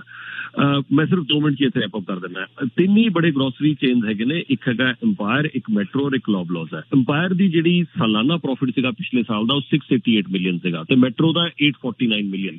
ਜ਼ਿਆਦਾ ਸ਼ੋਰ ਉਸ ਵੇਲੇ ਪੈ ਗਿਆ ਜਦੋਂ ਲੌਬਲਾਜ਼ ਨੇ ਇੱਕ ਕੁਆਟਰ ਦੇ ਵਿੱਚ ਹੀ $529 ਮਿਲੀਅਨ ਕਮਾਇਆ। ਔਰ ਟੋਟਲ ਜੇ ਅਸੀਂ ਗੱਲ ਕਰੀਏ ਲੌਬਲਾਜ਼ ਦਾ ਟੋਟਲ ਸਾਲਾਨਾ ਪ੍ਰੋਫਿਟ, ਕਿਉਂਕਿ ਇੱਕ ਕੁਆਟਰ ਦੇ ਵਿੱਚ ਉਹਨੇ $529 ਮਿਲੀਅਨ ਕਮਾਏ ਸੀ, $2 ਬਿਲੀਅਨ ਤੋਂ ਉੱਪਰ ਚਲਾ ਗਿਆ ਸੀ ਲੌਬਲਾਜ਼ ਦਾ ਪ੍ਰੋਫਿਟ। ਇਸ ਕਾਰਨ ਇਹ ਜਿਸ ਤਰ੍ਹਾਂ ਪੰਕਜ ਜੀ ਨੇ ਮੈਨੂੰ ਦੱਸਿਆ ਫਿਰ ਬੜਾ ਸ਼ੋਰ ਪਿਆ, ਇਹਨਾਂ ਨੂੰ ਬੁਲਾਇਆ ਗਿਆ ਉੱਥੇ ਕਿ ਹਾਂਜੀ ਤੁਸੀਂ ਆ ਕੇ ਦੱਸੋ। ਇਹਨਾਂ ਨੇ ਦਲੀਲ ਇਹ ਦੇ ਦਿੱਤੀ ਕਿ ਜਿਹੜੀ ਸਾਨੂੰ ਅਸੀਂ $25 ਦੀ ਜੇ ਗਰੋਸਰੀ ਵੇਚਦੇ ਹਾਂ $25 ਦੀ, ਤਾਂ ਇਹਨਾਂ ਦੀ ਦਲੀਲ ਸੀਗੀ ਕਿ $1 ਪ੍ਰੋਫਿਟ ਹੁੰਦਾ ਹੈ। ਜੇ ਅਸੀਂ ਪ੍ਰੋਫਿਟ ਜ਼ੀਰੋ ਵੀ ਕਰ ਲਈਏ ਤਾਂ ਗਰੋਸਰੀ ਫਿਰ ਵੀ $24 ਦੀ ਵਿਕੇਗੀ।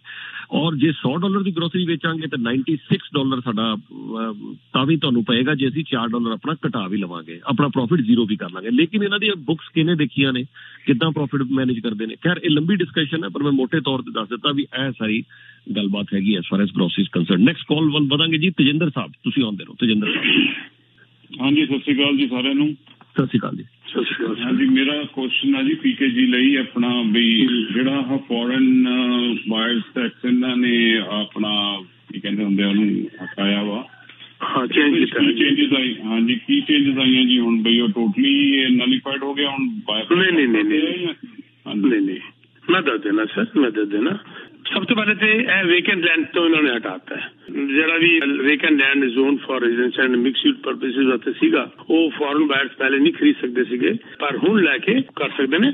ਆਲਰੇਡੀ ਡਿਵੈਲਪਡ ਦੇ ਉੱਤੇ ਨਹੀਂ ਕਰ ਸਕਦੇ ਪਰ ਰੈਜ਼ੀਡੈਂਸ਼ੀਅਲ ਡਿਵੈਲਪਮੈਂਟ ਵਾਸਤੇ ਜਾਂ ਹੋਰ ਮਿਕਸ ਯੂਜ਼ ਵਾਸਤੇ ਉਹਦੇ ਵਾਸਤੇ ਫੋਰਨ ਬਾਇਰ ਇਹਨਾਂ ਨੇ ਹਟਾਤੇ ਨੇ, ਉਹ ਰਿਸਟ੍ਰਿਕਸ਼ਨ ਹਟਾਤੀ ਹੈ। ਦੂਜਾ ਜਿਹੜਾ ਵਰਕ ਪਰਮਿਟ ਹੋਲਡਰ ਦੇ ਅੰਦਰ ਐਲੀਜੀਬਲ ਸੀਗੇ ਕੁਝ ਨਹੀਂ ਸੀਗੇ, ਉਹਦੇ ਅੰਦਰ ਕੁਝ ਰਿਸਟ੍ਰਿਕਸ਼ਨ ਸੀਗੀਆਂ। ਜ਼ਿਆਦਾਤਰ ਰਿਸਟ੍ਰਿਕਸ਼ਨ ਸਾਰੀਆਂ ਲਗਭਗ ਹਟਾ ਲਈਆਂ। ਹੁਣ 183 ਡੇਜ਼ ਔਰ ਮੋਰ ਦੀ ਵੀ ਅਗਰ ਉਹਦੀ ਵੈਲਿਡਿਟੀ ਰਹਿ ਜਾਂਦੀ ਹੈ ਤੇ ਉਹ ਜਿਹੜੇ ਕਹਿੰਦੇ ਨੇ ਉਹ ਖਰੀਦ ਸਕਦੇ ਨੇ ਫਸਟ ਟਾਈਮ, ਨਾਟ ਦ ਸੈਕੰਡ ਯੂਨਿਟ। ਔਰ ਫੋਰਨ ਬਾਇਰ ਕਾਰਪੋਰੇਸ਼ਨ ਦਾ ਕੰਟਰੋਲ ਜਿਹੜਾ ਹੈਗਾ ਉਹ ਉਹਨਾਂ ਨੇ ਵਧਾਤਾ ਹੈਗਾ, 3% ਤੋਂ ਵਧਾ ਕੇ 10% ਕਰਤਾ ਹੈਗਾ ਨੌਨ ਕੈਨੇਡੀਅਨ ਵਾਸਤੇ, ਜੋ ਫੋਰਨ ਬਾਇਰ ਵਾਸਤੇ।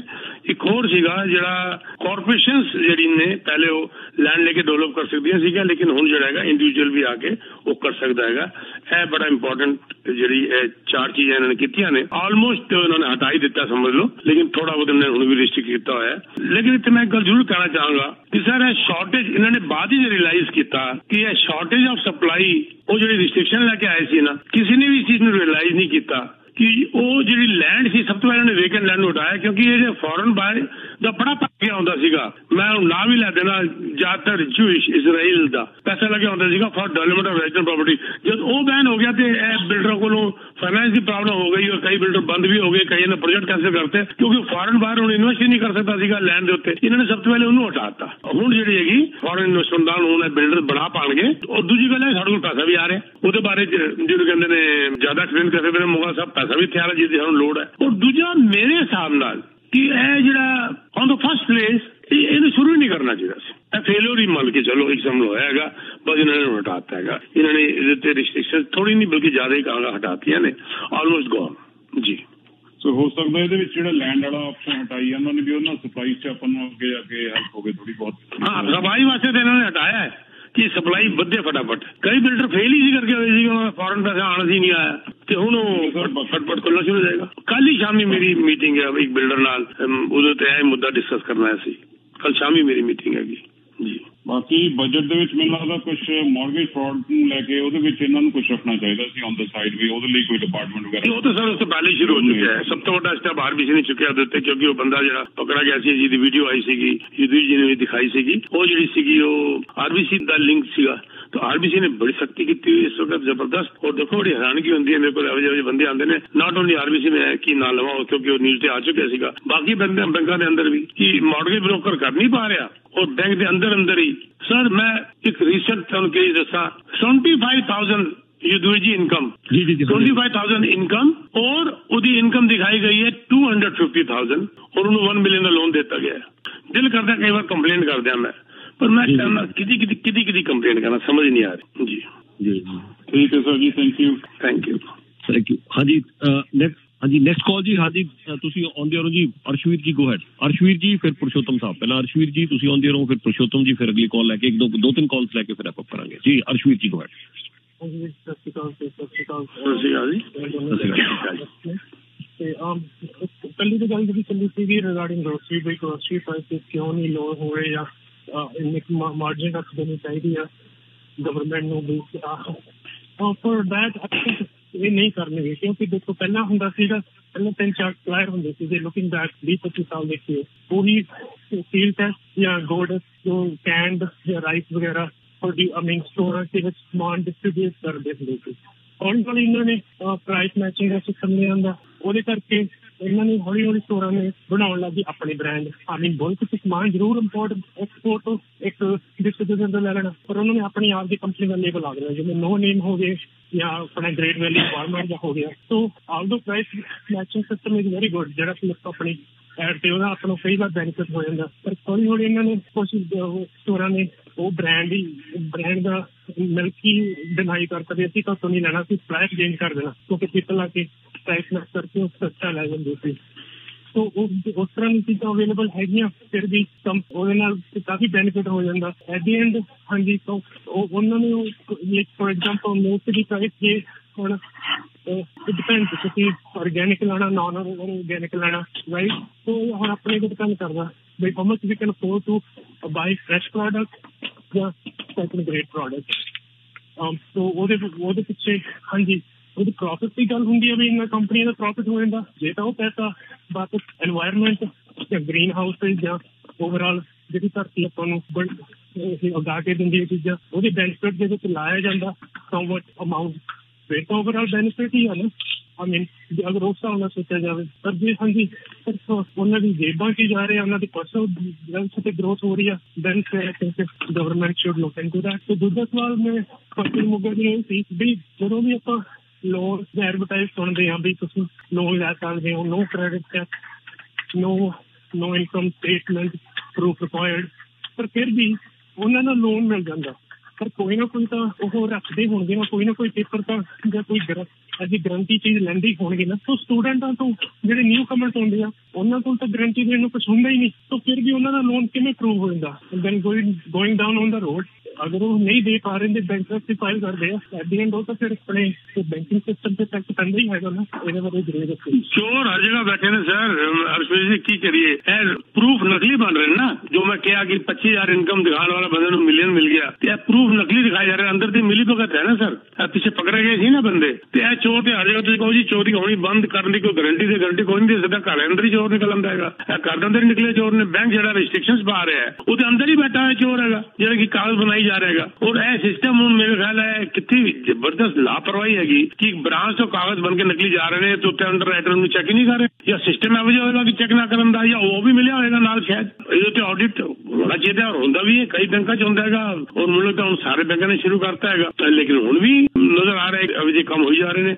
ਤੁਸੀਂ ਕਹਿ ਰਹੇ ਕਿ ਜੀ ਉਹਨਾਂ ਨੂੰ ਮਿਲ ਗਿਆ ਸਾਨੂੰ ਮਿਲ ਗਿਆ, ਉਹਨਾਂ ਨੇ ਚੋਰੀ ਕਰਕੇ ਲਿੱਤਾ ਹੈ, ਚੋਰੀ ਕਰਕੇ ਤੇ ਸਾਰੇ ਬੰਦੇ ਲੈ ਸਕਦੇ ਨੇ ਫਿਰ। ਤੇ ਮੇਰਾ ਖਿਆਲ ਹੈ ਕਿ ਉਹ ਤਾਣਾ ਹੀ ਬਦਲਿਆ ਹੋਇਆ, ਸਾਰਾ ਵਿਗੜਿਆ ਹੋਇਆ ਬਦ ਰਹੇ ਨੇ। ਜੋ ਉਹ 'ਚ ਫਿਰ ਆਪਾਂ ਆਪ ਵੀ ਰੋਲ ਪਲੇ ਕਰਦੇ ਹਾਂ ਨਾ। ਮੇਰਾ ਮਤਲਬ ਸਰ ਇਹਦਾ ਮਤਲਬ ਇਹ ਹੋਇਆ ਅਰਸ਼ੀ ਜੀ ਜਸਟ ਇੱਕ ਮੈਂ ਸਟੇਟ ਕੁਐਸਚਨ ਪੁੱਛਣਾ ਕਿ ਸਪੋਜ਼ ਕਰੋ ਤੁਸੀਂ ਸਟੂਡੈਂਟ ਹੋ, ਸਪੋਜ਼ ਤੁਸੀਂ ਕਹਿੰਦੇ ਸਾਨੂੰ ਨਹੀਂ ਮਿਲ ਰਿਹਾ, suppose I don't know about you, ਤਾਂ ਇਹਦਾ ਮਤਲਬ ਕਿ ਅਗਰ ਤੁਹਾਨੂੰ ਕੋਈ ਚੋਰੀ ਨਾਲ ਮਿਲ ਜਾਏ ਤੁਸੀਂ ਲੈ ਲਓਗੇ, ਸਿੰਪਲ ਜੀ ਗੱਲ ਹੈਗੀ। ਤੇ ਇਸ ਕਰਕੇ ਉਹਨਾਂ ਨੂੰ ਨਹੀਂ ਮਿਲ ਰਿਹਾ, ਮਤਲਬ ਇਸ ਗੱਲ ਦੇ ਅੰਦਰ ਇਹ ਲੈਂਗੁਏਜ ਆ ਰਹੀ ਹੈ ਕਿ ਉਹ ਉਹਨਾਂ ਨੂੰ ਮਿਲ ਗਿਆ ਤੇ ਬੱਚੇ ਸਟੂਡੈਂਟ ਨੂੰ ਕਿਉਂ ਨਹੀਂ ਮਿਲਿਆ। ਸਿੰਪਲ ਜੀ ਗੱਲ ਹੈ ਕਿ ਇਨਕਮ ਦੇ ਉੱਤੇ ਮਿਲੇਗਾ। ਹੁਣ ਤੁਸੀਂ ਕਹਿੰਦੇ ਜੀ ਉਹਦੀ ਵਿਦਆਊਟ ਇਨਕਮ ਕਿਉਂ ਮਿਲ ਗਿਆ, ਉਹਨੇ ਚੋਰੀ ਨਾਲ ਕੀਤਾ ਹੈ, ਕਿਆ ਉਹ ਸਟੂਡੈਂਟ ਚੋਰੀ ਨਾਲ ਲੈਣ ਨੂੰ ਤਿਆਰ ਹੈ? ਸਿੰਪਲ ਮੈਜੋਰਟੀ ਕਹੇਗੀ ਜੀ ਨਹੀਂ, ਲੇਕਿਨ ਉਹਦੇ ਅੰਦਰ ਵੀ ਕੁਝ ਲੋਕ ਹੋਣਗੇ ਜਿਹੜੇ ਕਹਿਣਗੇ ਹਾਂ ਜੀ ਚੋਰੀ ਨਾਲ ਮੈਂ ਲੈਣ ਨੂੰ ਤਿਆਰ ਹਾਂ, ਤੇ ਉਹਨਾਂ ਨੂੰ ਦੁੱਖ ਜ਼ਰੂਰ ਹੋਏਗਾ। ਹਾਂਜੀ ਪਰ ਉਹਨੇ ਮੈਂ ਉਹ ਤਾਂ ਚਲੋ ਤੁਹਾਡੀ ਗੱਲ ਸਮਝਦਾ ਵੀ ਲੈ ਲੈਂਦੇ ਆ। ਫਿਰ ਗੱਲ ਇਹ ਆ ਵੀ ਜਦੋਂ ਉਹ ਦੇ ਨਹੀਂ ਪਾ ਰਿਹਾ, ਜਦੋਂ ਉਹਦੀ ਪ੍ਰਾਪਰਟੀ ਜਾਂ ਵਹੀਕਲ ਜਾਂ ਕੁਛ ਵੀ ਜ਼ਬਤ ਹੋ ਜਾਂਦਾ ਤੇ ਕੰਪਨੀ ਤਾਂ ਜਿਨ੍ਹਾਂ ਨੇ ਲੋਨ ਅਪਰੂਵ ਕਰਾ ਦਿੱਤਾ ਫਿਰ ਉਹ ਪੈਸਾ ਕਿਵੇਂ ਉਹਦਾ ਭਾਰ ਜਾਂ ਬਹੁਤ। ਸਰ ਮਕਾਨ ਦੀ ਸਿਕਿਉਰਿਟੀ ਹੈ ਨਾ ਸਰ, ਮਕਾਨ ਦੀ ਸਿਕਿਉਰਿਟੀ ਹੈ ਨਾ ਪੂਰੀ, ਤਾਂ ਹੀ ਤਾਂ ਪਾਵਰ ਆਫ ਸੇਲ ਨਾਲ ਮਕਾਨ ਵਿਕਦੇ ਨੇ ਫੋਰਕਲੋਜ਼ਰ ਵਿੱਚ, ਮਕਾਨ ਦੀ ਸਿਕਿਉਰਿਟੀ ਹੈਗੀ। ਔਰ ਦੂਜੀ ਗੱਲ ਖੁਦ ਤੁਹਾਨੂੰ ਦੱਸਦੇ ਆ ਬੜੀ ਇੰਟਰਸਟਿੰਗ ਸਰ, ਬੜੀ ਇੰਟਰਸਟਿੰਗ, ਮਕਾਨ ਦੇ ਬਗੈਰ ਲੋਨ ਕਿਸ ਤਰ੍ਹਾਂ ਮਿਲ ਜਾਂਦਾ ਹੈ? ਮਕਾਨ ਤਾਂ ਹੋਏਗਾ ਤਾਂ ਲੋਨ ਹੋਏਗਾ ਸਰ। ਨਿਊ ਸਟੂਡੈਂਟ ਮੈਨੂੰ ਗੱਡੀ ਚਾਹੀਦੀ 50,000 ਦੀ, ਮੇਰਾ ਲੋਨ ਕਿਵੇਂ ਅਪਰੂਵ ਕਰੂੰਗਾ ਬਈ? ਹਾਂ ਤੁਸੀਂ ਗੱਡੀ ਦੀ ਗੱਲ ਤੇ ਆ ਗਏ ਹੋ, that is not my talk, ਮੈਂ ਤਾਂ ਕਾਰਾਂ ਦੀ ਗੱਲ ਕਰ ਰਿਹਾ। ਤੇ ਦੂਜੀ ਗੱਲ ਹੈਗੀ ਕਿ ਗੱਡੀ ਵੇਚਣ ਵਾਲੇ ਵੀ ਗੱਡੀ ਵੇਚਦੇ ਨੇ ਜੀ ਔਨ ਯੋਰ ਪਰਸਨਲ ਸਿਕਿਉਰਿਟੀ। ਇਹ ਲਿਮਿਟਡ ਟਾਈਮ ਬੜੇ ਲੋਕਾਂ ਨੂੰ ਲੈਂਦੇ ਦੇਖਿਆ, ਲੇਕਿਨ ਅਗਰ ਇਨਕਮ ਹੀ ਨਹੀਂ ਹੈਗੀ ਤਾਂ ਅਲੱਗ ਗੱਲ ਹੈਗੀ। ਲੇਕਿਨ ਮੈਂ ਪਹਿਲੀ ਵਾਲੀ ਗੱਲ ਕਰ ਰਿਹਾ ਸੀਗਾ, ਜਿਹੜੇ ਮਾਰਗੇਜ ਫਰਾਡ ਨੇ ਉਹਦੇ ਅੰਦਰ ਮੈਜੋਰਟੀ ਆਫ ਲੋਕ ਇਹੋ ਜਿਹੇ ਲੋਕ ਨੇ, ਦੋ ਪਾਸੋਂ ਮਾਰ ਪੈ ਰਹੀ ਹੈ ਕੈਨੇਡੀਅਨ ਸਰਕਾਰ ਨੂੰ, ਜਿਨ੍ਹਾਂ ਦੀ ਇਨਕਮ ਔਰ ਟੈਕਸ ਨਹੀਂ ਦੇ ਰਹੇ। ਮੈਜੋਰਟੀ ਆਫ ਲੋਕ ਉਹ ਨੇ ਜਿਨ੍ਹਾਂ ਦੀ ਇਨਕਮ ਹੈ, ਉਹਨਾਂ ਦੀ ਗ੍ਰਾਸ ਟਰਨਓਵਰ ਹੈ, ਉਹ ਗ੍ਰਾਸ ਟਰਨਓਵਰ ਦੇ ਬੇਸਿਸ ਉੱਤੇ ਲੋਨ ਲੈ ਲੈਂਦੇ ਨੇ ਔਰ ਟੈਕਸ ਨਹੀਂ ਦਿੰਦੇ। ਉਹਦੇ ਤੇ ਰਿਸਟ੍ਰਿਕਸ਼ਨ ਹੋਣੀ ਬੜੀ ਜ਼ਬਰਦਸਤ ਜ਼ਰੂਰੀ ਹੈਗੀ। ਇੱਕ ਪਾਸੇ ਉਹ ਟੈਕਸ ਮਾਰ ਕੇ ਬੈਠੇ ਹੋਏ ਨੇ, ਦੂਜੇ ਪਾਸੇ ਉਹ ਲੋਨ ਲੈ ਜਾਂਦੇ ਨੇ ਕਾਗਜ਼ ਬਣਾ ਕੇ। ਜਾਂ ਕੁਝ ਇਹੋ ਜਿਹੇ ਵੀ ਲੈਂਡਰ ਨੇ, ਬੀ ਲੈਂਡਰ, ਜਿਹੜੇ ਕਿ ਤੁਹਾਡੀ ਗ੍ਰਾਸ ਟਰਨਓਵਰ ਦੇ ਹਿਸਾਬ ਨਾਲ ਤੁਹਾਨੂੰ ਜਿਹੜੀ ਹੈਗੀ ਗ੍ਰਾਸ ਪ੍ਰੋਫਿਟ ਔਰ ਟਰਨਓਵਰ ਦੇ ਹਿਸਾਬ ਨਾਲ ਤੁਹਾਨੂੰ, ਜਾਂ ਟਰਨਓਵਰ ਪ੍ਰੋਫਿਟ ਮਾਰ ਗੋਲੀ ਟਰਨਓਵਰ ਦੇ ਬੇਸਿਸ ਤੇ ਤੁਹਾਨੂੰ ਲੋਨ ਦੇ ਛੱਡਦੇ ਨੇ। ਮਤਲਬ ਕਿ ਕਿਉਂ ਨਹੀਂ ਰਿਸਟ੍ਰਿਕਸ਼ਨ? ਮੈਂ ਤਾਂ ਕਹਿੰਦਾ ਕਿ ਅਸੀਂ ਕਈ ਵਾਰ ਇਹਦੇ ਉੱਤੇ ਡਿਸਕਸ ਕਰ ਚੁੱਕੇ ਹਾਂ। ਤੁਸੀਂ ਸਿੰਪਲ ਜਿਹੀ ਗੱਲ ਹੈ, CRA ਇਨਵੋਲਵ ਕਰੋ ਇਹਦੇ ਅੰਦਰ, ਉਹਨਾਂ ਨੂੰ ਪਰ ਰਿਪੋਰਟ $100, $200, $150, $250 ਦਿਓ, ਹਰ ਬੰਦਾ ਦੇਣ ਨੂੰ ਤਿਆਰ ਹੈ, ਸਾਰੀ ਚੀਜ਼ ਕਲੀਅਰ ਹੋ ਜਾਏਗੀ। ਪਰ ਇਹ ਕਿਉਂ ਨਹੀਂ ਹੁੰਦਾ? ਕੌਣ ਕਿੱਥੇ ਮਿਲਿਆ ਹੋਇਆ ਹੈ, ਕੀ ਅੰਡਰ ਦਾ ਟੇਬਲ ਇਹਨਾਂ ਦੇ ਐਗਰੀਮੈਂਟ ਨੇ, ਆਈ ਡੋਂਟ ਨੋ। ਬੜਾ ਹੀ ਈਜ਼ੀ ਹੈਗਾ, ਇੰਪਲੋਇਮੈਂਟ ਵਧੇਗੀ, CRA ਅੰਦਰ ਲੋਕਾਂ ਦੀ ਇੰਪਲੋਇਮੈਂਟ ਵਧੇਗੀ, ਨਿਊ ਇਮੀਗ੍ਰੈਂਟ ਜਾ ਕੇ ਉਹਨਾਂ ਨੂੰ ਜੌਬ ਮਿਲੇਗੀ, ਅਨਪਲਾਈਡ ਨੂੰ ਜੌਬ ਮਿਲੇਗੀ। ਸਰਕਾਰ ਜਿਸ ਤਰ੍ਹਾਂ ਪਹਿਲੇ ਨੇ ਸ਼ੋਅ ਕਿਹਾ ਸੀ, ਸਰਕਾਰ ਆਪਣੀ ਇਨਕਮ ਕਿਸ ਤਰ੍ਹਾਂ ਵਧਾਏ। This is one of the biggest source of income sir. hundreds of thousands of millions of loan ਜਾਂਦੇ ਨੇ ਸਰ। ਅਗਰ $250-500 ਕਰਦੇ ਨੇ, ਹਿਊਜ ਇਨਕਮ ਗਵਰਨਮੈਂਟ ਦੀ ਬਣ ਜਾਂਦੀ ਹੈਗੀ। ਤੇ ਕਿਉਂ ਨਹੀਂ ਕਰਦੇ ਇਹ ਕੰਮ? Something wrong somewhere. ਯੁੱਧ ਜੀ ਤੁਹਾਡਾ ਕੀ ਵਿਚਾਰ ਇਹਦੇ ਬਾਰੇ ਚ? ਹਾਂਜੀ ਜੀ ਨਹੀਂ, ਮੈਂ ਤੇ ਤੁਹਾਡੀ ਗੱਲ ਦੇ ਨਾਲ ਐਗਰੀ ਕਰਦਾ ਜੀ। ਦੇਖੋ ਗੱਲ ਫੇਰ ਉੱਥੇ ਆ ਜਾਂਦੀ ਹੈ ਜਿਹੜੀ ਤੁਸੀਂ ਗੱਲ ਕਰ ਰਹੇ ਸੀਗੇ ਕਿ ਕਿਤੇ ਨਾ ਕਿਤੇ ਜਿਹੜਾ ਫਸਟ ਟਾਈਮ ਬਾਇਰ ਹੈਗਾ ਉਹਨੂੰ ਰਿਲੈਕਸੇਸ਼ਨ ਮਿਲਣੀ ਚਾਹੀਦੀ ਹੈਗੀ ਆ। ਬਾਕੀ ਤੇ ਕੁਆਲੀਫਾਈਂਗ, ਹਾਂ, ਉਹਨੂੰ ਰਿਲੈਕਸੇਸ਼ਨ ਮਿਲਣੀ ਚਾਹੀਦੀ ਹੈ। ਬਾਕੀ ਮੈਨੂੰ ਯਾਦ ਹੈ ਕਿ ਤੁਸੀਂ ਹਮੇਸ਼ਾ ਤੋਂ ਇਹਨੂੰ ਐਡਵੋਕੇਟ ਕੀਤਾ ਹੈ ਕਿ ਆਪਾਂ ਸਟਰੋਂਗ ਲੈਂਡਿੰਗ ਕੰਡੀਸ਼ਨਸ ਜਾਰੀ ਰੱਖੀਏ। ਤੁਹਾਡੀ ਸ਼ੁਰੂ ਤੋਂ ਇਹੀ ਗੱਲ ਸੀਗੀ। ਔਰ ਜਦੋਂ ਈਜ਼ ਅਪ ਹੋਣ ਦੀ ਵੀ ਗੱਲ ਹੋ ਰਹੀ ਸੀ ਵਿੱਚ ਕਿ ਅਸੀਂ ਈਜ਼ ਅਪ ਕਰ ਦਈਏ, ਤੁਸੀਂ ਪੀਕੇ ਜੀ ਹਮੇਸ਼ਾ ਇਹੀ ਕਿਹਾ। ਹਾਲਾਂਕਿ ਮੈਂ ਸ਼ੁਰੂ ਸੋਚ ਰਿਹਾ ਸੀਗਾ ਕਿ ਜੇ ਸਟਰੋਂਗ ਲੈਂਡਿੰਗ ਕੰਡੀਸ਼ਨ ਰਹੀਆਂ ਤਾਂ ਲੋਕ ਕੁਆਲੀਫਾਈ ਕਿੱਦਾਂ ਕਰਨਗੇ, but I think that was the right decision. ਕਿਉਂਕਿ ਅੱਜ ਜੇ ਮੈਂ ਦੇਖ ਰਿਹਾ ਬਜਟ ਦੇ ਵਿੱਚ ਜੋ ਆਇਆ 0.1%, ਮੇਰਾ ਇੱਕ ਮੇਜਰ ਕੰਸਰਨ ਇਹ ਹੈ 0.9% GDP ਗਰੋਥ ਹੈ। ਜੇ ਲੋਕ ਹੋਲਡ ਕਰਨਗੇ ਘਰ ਆਪਣੇ, ਇਸੇ ਲਈ ਕਰਨਗੇ ਕਿ ਜੇ ਉਹ ਸਟਰੋਂਗ ਫੁਟਿੰਗ ਤੇ ਹੈ, ਬਹੁਤ ਜ਼ਿਆਦਾ ਓਵਰ ਲਿਵਰੇਜ ਨਹੀਂ ਹੈਗੇ, ਵਰਨਾ ਦਿੱਕਤ ਆ ਸਕਦੀ ਸੀਗੀ ਬਹੁਤ ਸਾਰੇ ਲੋਕਾਂ ਨੂੰ ਹੋਰ। ਔਰ ਜਿਹਨਾਂ ਨੂੰ ਆਏਗੀ, ਜਿਹੜੇ ਓਵਰ ਲਿਵਰੇਜ ਨੇ, ਉਹਨਾਂ ਨੂੰ ਮੇਰੇ ਖਿਆਲ ਦੇ ਨਾਲ ਦਿੱਕਤ ਆਏਗੀ। ਜੀ ਅਰਸ਼ਵੀਤ ਜੀ। ਹਾਂਜੀ ਅਰਸ਼ਵੀਤ ਜੀ, ਤੁਹਾਡੀ ਆਵਾਜ਼ ਨਹੀਂ ਆ ਰਹੀ। ਹਾਂਜੀ, ਇੱਕ ਕਾਲ ਬਸ ਹੋਰ ਲੈਣ ਦਾ ਸਮੇਂ ਹੈ ਫਿਰ। ਔਰ ਇੱਕ ਮੈਂ ਪੀਕੇ ਜੀ ਅੱਜ ਤੁਹਾਨੂੰ ਇੱਕ ਕਲਾਸਿਕ ਕੇਸ ਪੁੱਛਣਾ ਹੈ, ਤੁਹਾਡੇ ਵਿਚਾਰ ਲੈਣੇ। ਕਲਾਸਿਕ ਕੇਸ ਹੈ ਉਹ, ਮੇਰੇ ਕੋਲ ਇੱਕ ਬੜਾ ਇੰਟਰਸਟਿੰਗ ਕੇਸ ਹੈ, ਉਹ ਮੈਂ ਅੱਜ ਸਵੇਰੇ ਦੀ ਅਖਬਾਰ 'ਚ ਪੜ੍ਹਿਆ ਸੀ, ਉਹ ਮੈਂ ਤੁਹਾਨੂੰ ਪੁੱਛਣਾ। ਪੁਰਸ਼ੋਤਮ ਜੀ ਦੀ ਕਾਲ ਲੈ ਕੇ ਉਹ ਕਲਾਸਿਕ ਕੇਸ ਪੁੱਛ ਕੇ ਫਿਰ ਆਪਾਂ ਕਰਾਂਗੇ ਜੀ। ਪੁਰਸ਼ੋਤਮ ਜੀ ਤੁਸੀਂ ਆਉਂਦੇ ਹੋ। ਜੁਦਵੀਰ ਜੀ, ਪੀਕੇ ਜੀ, ਮੰਗਾ ਸਾਹਿਬ, ਸਾਰਿਆਂ ਨੂੰ ਸਤਿ ਸ੍ਰੀ ਅਕਾਲ ਜੀ। ਸਤਿ ਸ੍ਰੀ ਅਕਾਲ ਸਰ। ਸਰ ਪਹਿਲਾਂ ਐਪ ਤੇ ਰੇਡੀਓ ਚੱਲਦਾ ਨਹੀਂ ਸੀ, ਮੈਂ ਲੇਟ ਜੁੜਿਆ। ਤੇ ਜਿਹੜਾ ਐਗਜ਼ਿਸਟਿੰਗ ਜਿਹਨਾਂ ਕੋਲ ਮਾਰਗੇਜ ਹੈਗੀ ਹੈ ਜੀ, ਉਹਨਾਂ ਵਾਸਤੇ ਓਵਰਆਲ ਕੀ ਹੈਗਾ ਜੀ ਇਸ ਬਜਟ ਵਿੱਚ ਜੀ? ਬਹੁਤ ਤਕਲੀਫ ਆ ਰਿਹਾ। ਤੁਸੀਂ ਆਪਣੇ ਬੈਂਕ ਨਾਲ ਆ ਕੇ ਗੱਲ ਕਰੋ, ਆਪਣੇ ਬੈਂਕ ਜਾਓ ਔਰ ਜਾ ਕੇ ਉਹਨਾਂ ਨਾਲ ਗੱਲ ਕਰੋ। ਉਹਦੇ ਤੋਂ ਉਹਨਾਂ ਨੂੰ ਰਿਲੀਫ ਦੇਣ ਵਾਸਤੇ ਇਸ ਬਜਟ ਦੇ ਅੰਦਰ ਅਮੋਰਟਾਈਜੇਸ਼ਨ ਐਕਸਟੈਂਡ ਕਰਨ ਵਾਸਤੇ ਗੱਲ ਕੀਤੀ ਹੈ, ਟੈਂਪਰੇਰੀ ਨਾਟ ਰੈਗੂਲਰ, ਤਾਂ ਕਿ ਤੁਹਾਨੂੰ ਕਿਸ਼ਤਾਂ ਦੇ ਅੰਦਰ ਤੁਹਾਨੂੰ ਆਰਾਮ ਮਿਲ ਜਾਏ। ਤੁਹਾਨੂੰ ਪੇਮੈਂਟ ਸਕੈਜੂਲ ਰੀਸਕੈਜੂਲ ਸਾਰਾ ਪੂਰਾ ਕਰਨਗੇ, ਪੇਮੈਂਟ ਨੂੰ ਐਡਜਸਟ ਕਰਨਗੇ ਸਾਰਾ। ਅਗਰ ਤੁਸੀਂ ਨਹੀਂ ਦੇ ਪਾ ਰਹੇ ਤੇ ਲਮਸਮ ਦੀ ਵੀ ਪੇਮੈਂਟ ਦੀ ਵੀ ਗੱਲ ਉਹਦੇ ਅੰਦਰ ਹੋ ਰਹੀ ਹੈ ਜੀ। ਇਹ ਤਿੰਨ ਚੀਜ਼ਾਂ ਨੇ, ਤੁਸੀਂ ਜਾ ਕੇ ਦੇਖੋ, ਇਹਦੇ ਨਾਲ ਬੜਾ ਰਿਲੀਫ ਹੈਗਾ। ਦੇਖੋ ਸਿੰਪਲ ਜੀ ਗੱਲ ਹੈ, ਅਗਰ ਤੁਹਾਡਾ ਅਮੋਰਟਾਈਜੇਸ਼ਨ 25 ਤੋਂ ਵਧਾ ਕੇ 35 ਕਰ ਦਿੰਦੇ ਨੇ ਟੈਂਪਰੇਰੀ, ਤੇ ਸਰ ਤੁਹਾਡੀ ਕਿਸ਼ਤ ਵੈਸੇ ਹੀ 20-25% ਘਟ ਜਾਂਦੀ ਹੈ। ਲੇਕਿਨ ਕਰਜ਼ਾ ਉਸੇ ਹਿਸਾਬ ਨਾਲ ਘੱਟ ਵੀ ਉਤਰੇਗਾ, ਲੇਕਿਨ ਟੈਂਪਰੇਰੀ ਰਿਲੀਫ ਤੇ ਮਿਲ ਜਾਏਗਾ ਘੱਟ ਤੋਂ ਘੱਟ। ਤੇ ਇਹ ਹੈਗਾ ਜੀ ਐਗਜ਼ਿਸਟਿੰਗ ਮਾਰਗੇਜ ਵਾਲਾ ਰਿਲੀਫ ਜੀ। ਥੈਂਕ ਯੂ ਜੀ ਸਾਰਿਆਂ ਨੂੰ ਜੀ। Thank you sir. ਪੀਕੇ ਜੀ, ਇੱਕ ਸਵਾਲ ਕਰਕੇ ਫਿਰ ਰੈਪ ਅਪ ਕਰਨ ਦੇ ਹੁਕਮ ਆ ਗਏ ਨੇ। ਬਾਕੀ ਕਾਲ ਨੂੰ ਰਿਕੁਐਸਟ ਹੈ ਕਿ ਹੁਣ ਅਸੀਂ ਅਗਲੇ ਹਫਤੇ ਵੈਨਸਡੇ ਜ਼ਰੂਰ ਗੱਲ ਕਰਾਂਗੇ। ਸ਼ਾਮ ਨੂੰ 6:30 ਵਜੇ ਤੁਸੀਂ ਖਾਸ ਜਿਹੜਾ ਚੈਨਲ ਵਾਈ ਦੇ ਉੱਤੇ ਪ੍ਰੋਗਰਾਮ ਦੇਖਦੇ ਹੋ, ਹਰ ਵੈਨਸਡੇ ਸ਼ਾਮ 6:30 ਵਜੇ ਅੱਧਾ ਘੰਟਾ ਪੂਰੇ ਅੱਜ ਦੇ ਬਜਟ ਦਾ ਕੀ ਪ੍ਰਭਾਵ ਹੈ ਰੀਅਲ ਸਟੇਟ ਤੇ, ਇਕੋਨਮੀ ਤੇ, ਫਾਈਨੈਂਸ ਤੇ, ਪੰਕਜ ਮੋਂਗਾ ਜੀ ਔਰ ਪੀਕੇ ਸਬਰਵਾਲ ਸਾਹਿਬ ਸਭ ਐਕਸਪਲੇਨ ਕਰਨਗੇ। ਪੀਕੇ ਜੀ, ਇੱਕ ਮੈਂ ਖਾਸ ਘਰ ਦੀ ਗੱਲ ਕਰਨਾ ਚਾਹੁੰਦਾ। ਵੌਨ ਦੇ ਵਿੱਚ ਇਹ ਘਰ ਹੈਗਾ। ਵੌਨ ਦੇ ਵਿੱਚ ਜਿਹੜਾ ਇਹ ਟਾਊਨ ਹੋਮ ਸੀਗਾ ਵੌਨ ਦੇ ਵਿੱਚ, ਉਹ ਮੈਂ ਤੁਹਾਨੂੰ ਦੱਸਣਾ ਚਾਹੁੰਦਾ ਹੈਗਾ ਕਿ ਜੇ ਅਸੀਂ ਗੱਲ ਕਰੀਏ ਕਿ ਜਿਹੜੇ ਬਾਇਰ ਨੇ ਇਹ April 2021 ਦੇ ਵਿੱਚ ਖਰੀਦਿਆ 12,10,000 ਦਾ। ਠੀਕ ਹੈ ਜੀ, 12,10,000 ਦਾ 1.2 ਮਿਲੀਅਨ ਦਾ ਲਾ ਲਓ ਤੁਸੀਂ। 12,10,000 ਦਾ April 2021 ਚ ਖਰੀਦਿਆ ਉਹਨਾਂ ਨੇ। ਉਹਨਾਂ ਨੇ ਹੁਣੇ ਜਿਹੜਾ ਘਰ ਲਿਸਟ ਕੀਤਾ, ਕਿਉਂਕਿ 12,10,000 ਦਾ ਖਰੀਦਿਆ ਸੀ April ਚ, ਉਹਨਾਂ ਨੇ ਕਿਹਾ ਸ਼ਾਇਦ ਪ੍ਰਾਈਸ ਥੋੜੀ ਘੱਟ ਨਾ ਹੋਵੇ, ਤੇ ਉਹਨਾਂ ਨੇ 11,88,000 ਦਾ ਲਿਸਟ ਕਰ ਦਿੱਤਾ। 1.18 ਮਿਲੀਅਨ, 11,88,000 ਦਾ। ਮਤਲਬ ਜਿੰਨੇ ਦਾ ਖਰੀਦਿਆ ਸੀ ਉਹਦੇ ਤੋਂ 20-22 ਘੱਟ ਲਿਸਟ ਕਰ ਦਿੱਤਾ। 11 ਆਫਰਸ ਆਈਆਂ ਜੀ, 11 ਆਫਰਸ ਆਈਆਂ ਉਹਦੇ ਉੱਤੇ, ਔਰ ਘਰ ਜਿਹੜਾ 1,82,000 ਮਾਰਕੀਟ ਪ੍ਰਾਈਸ ਤੋਂ ਉੱਪਰ ਫੈਬਰਵਰੀ 'ਚ ਲਿਸਟ ਕੀਤਾ ਸੀ। 10 ਦਿਨਾਂ 'ਚ ਮਾਰਚ ਦੇ ਪਹਿਲੇ ਹਫਤੇ ਦੇ ਵਿੱਚ ਜਿਹੜਾ ਉਹ ਵਿਕ ਗਿਆ ਸੀਗਾ। ਸੋ 11 ਆਫਰਸ ਆਈਆਂ ਔਰ 10 ਦਿਨ ਮਾਰਕੀਟ ਦੇ ਉੱਤੇ ਰਿਹਾ। 1,82,000 ਵੱਧ ਵਿਕਿਆ। ਆਸਕਿੰਗ ਪ੍ਰਾਈਸ ਵਾਜ਼ 11,88,000 ਮੰਗ ਰਹੇ ਸੀਗੇ। 1.37 ਦਾ ਵਿਕ ਗਿਆ। 1.37 ਦਾ ਵਿਕ ਗਿਆ ਜੀ। ਗੋ ਹੈਡ ਸਰ, ਕੀ ਕਹਿਣਾ ਚਾਹੋਗੇ ਤੁਹਾਡੇ ਕੋਲ? ਮਾਰਕੀਟ ਹਾਟ ਹੈ ਜੀ। ਅਸੀਂ ਪਿਛਲੇ ਹਫ਼ਤੇ ਵੀ ਇਹ ਗੱਲ ਕੀਤੀ ਸੀ ਕਿ ਮਾਰਕੀਟ ਹਾਟ ਹੈ। ਸਾਰੀ ਹਰ ਪ੍ਰਾਪਰਟੀਆਂ ਜਿਹੜੀ ਹੈਗੀ ਮਲਟੀਪਲ ਆਫਰ ਜਾਣੀ ਸ਼ੁਰੂ ਹੋ ਗਈਆਂ। ਸਪੈਸ਼ਲੀ ਜਦਾਂ ਇੰਟਰਸਟ ਰੇਟ ਜਿਹੜਾ ਫਿਕਸ 4.5 4.6 ਤੇ ਆ ਗਿਆ, ਅਫੋਰਡੇਬਿਲਟੀ ਵੱਧ ਗਈ। ਸਵੇਰੇ ਅਸੀਂ ਪ੍ਰੋਗਰਾਮ ਦੇ ਅੰਦਰ ਇਹੀ ਡਿਸਕਸ ਕੀਤਾ ਸੀ, ਲੋਕਾਂ ਦੀ ਅਫੋਰਡੇਬਿਲਟੀ ਪਿਛਲੇ 9 ਕੁਆਟਰਸ 9 ਕੁਆਟਰ ਮਤਲਬ ਹੁੰਦਾ ਸਰ 2.25 ਸਾਲ ਦੇ ਬਾਅਦ ਪਹਿਲੀ ਵਾਰ ਅਫੋਰਡੇਬਿਲਟੀ ਥੋੜੀ ਇੰਪਰੂਵ ਹੋਈ ਹੈਗੀ। ਪਹਿਲੀ ਵਾਰ 9 ਕੁਆਟਰ ਦੇ ਬਾਅਦ। ਕਿਉਂ? ਇੱਕ ਇੰਟਰਸਟ ਰੇਟ ਘਟ ਗਿਆ, ਇਹ ਸਭ ਤੋਂ ਵੱਡਾ ਇੱਕ ਹੈਗਾ। ਦੂਜਾ ਜਿਹਨੂੰ ਕਹਿੰਦੇ ਇਨਫਲੇਸ਼ਨ ਥੋੜਾ ਥੱਲੇ ਆ ਗਿਆ। ਚਾਹੇ ਗਰੋਸਰੀ ਨਹੀਂ ਆਈ, ਪਰ ਹਾਊਸ ਬਾਇਰ ਵਾਸਤੇ ਜਿਹੜਾ ਹਾਊਸ ਖਰੀਦ ਰਿਹਾ 1.2 1.3 ਮਿਲਦਾ, ਉਹਦੇ ਅੰਦਰ ਗਰੋਸਰੀ ਇੰਨਾ ਜ਼ਿਆਦਾ ਮਾਇਨਾ ਨਹੀਂ ਰੱਖਦੀ ਜਿੰਨਾ ਇੰਟਰਸਟ ਰੇਟ। ਇਹ 2 ਕਾਰਨ ਨੇ। ਔਰ ਮੈਂ ਇਹੀ ਗੱਲ ਹੁਣੇ ਅੱਜ 15 ਮਿੰਟ ਪਹਿਲੇ ਵੀ ਇਹ ਗੱਲ ਕੀਤੀ ਹੈਗੀ, ਨੋਬਡੀ ਕੈਨ ਸਟਾਪ ਇਟ। ਹਾਲਾਂਕਿ ਚੀਜ਼ ਚੰਗੀ ਨਹੀਂ ਹੈਗੀ, nobody can stop it. Multiple offer ਹਰ ਜਗ੍ਹਾ ਜਾ ਰਹੀਆਂ ਨੇ। ਸਾਡੇ ਆਫਿਸ ਮੀਟਿੰਗ ਹੁੰਦੀਆਂ ਨੇ, ਇਨਵੈਂਟਰੀ ਨਹੀਂ ਹੈ ਮਾਰਕੀਟ ਦੇ ਅੰਦਰ। ਛੋਟੀ ਜਿਹੀ ਪ੍ਰਾਪਰਟੀ ਦੇ ਅੰਦਰ ਜ਼ਿਆਦਾ ਮਲਟੀਪਲ ਆਫਰ ਆ ਰਹੇ ਨੇ, ਵੱਡੀ ਦੇ ਅੰਦਰ ਘੱਟ ਆ ਰਹੇ ਨੇ। ਹੁਣ ਬੜੀ ਇੰਟਰਸਟਿੰਗ ਗੱਲ ਹੈ ਕਿ ਮੈਂ ਉਹਨੂੰ ਛੋਟੀ ਪ੍ਰਾਪਰਟੀ ਕਹਾਂਗਾ 1.2 ਮਿਲੀਅਨ ਨੂੰ। ਕਿਤੇ ਅਸੀਂ 1 ਮਿਲੀਅਨ ਨੂੰ ਲਗਜ਼ਰੀ ਹਾਊਸ ਕਹਿੰਦੇ ਸੀਗੇ, ਹੁਣ ਲਗਜ਼ਰੀ ਹਾਊਸ 4 ਮਿਲੀਅਨ ਦੇ ਉੱਤੇ ਚਲੇ ਗਏ ਨੇ। ਤੇ ਇਹ ਛੋਟੀ ਪ੍ਰਾਪਰਟੀ ਹੈ। ਔਰ ਛੋਟੀ ਦਾ ਮਤਲਬ ਹੈ 5-6 ਲੱਖ ਵਾਲੇ ਜਿਹੜੇ ਥੋੜੇ ਆਊਟਸਕਰਟ ਦੇ ਉੱਤੇ ਹੈਗੇ ਨੇ। ਸਰ ਇਹ ਬੜਾ ਵਧੀਆ ਸਟ੍ਰੈਟੇਜੀ ਸੀਗੀ, ਬੜਾ ਐਪਰੀਸ਼ੀਏਟ ਕਰਨ ਵਾਲੀ ਗੱਲ ਸੀਗੀ। ਔਰ ਪ੍ਰਾਈਵੇਟਲੀ ਮੈਂ ਐਪਰੀਸ਼ੀਏਟ ਦਾ ਮੈਸੇਜ ਹੀ ਭੇਜਤਾ ਸੀਗਾ ਕਿ ਉਹਨਾਂ ਨੇ ਕੀ ਕੀਤਾ, ਬਿਲੋ ਮਾਰਕੀਟ ਪ੍ਰਾਈਸ ਕਰ ਲਗਾ ਕੇ ਹਾਈ ਪੀਰੀਅਡ ਕਰਕੇ ਇਸ ਘਰ ਨੂੰ ਵੇਚਤਾ।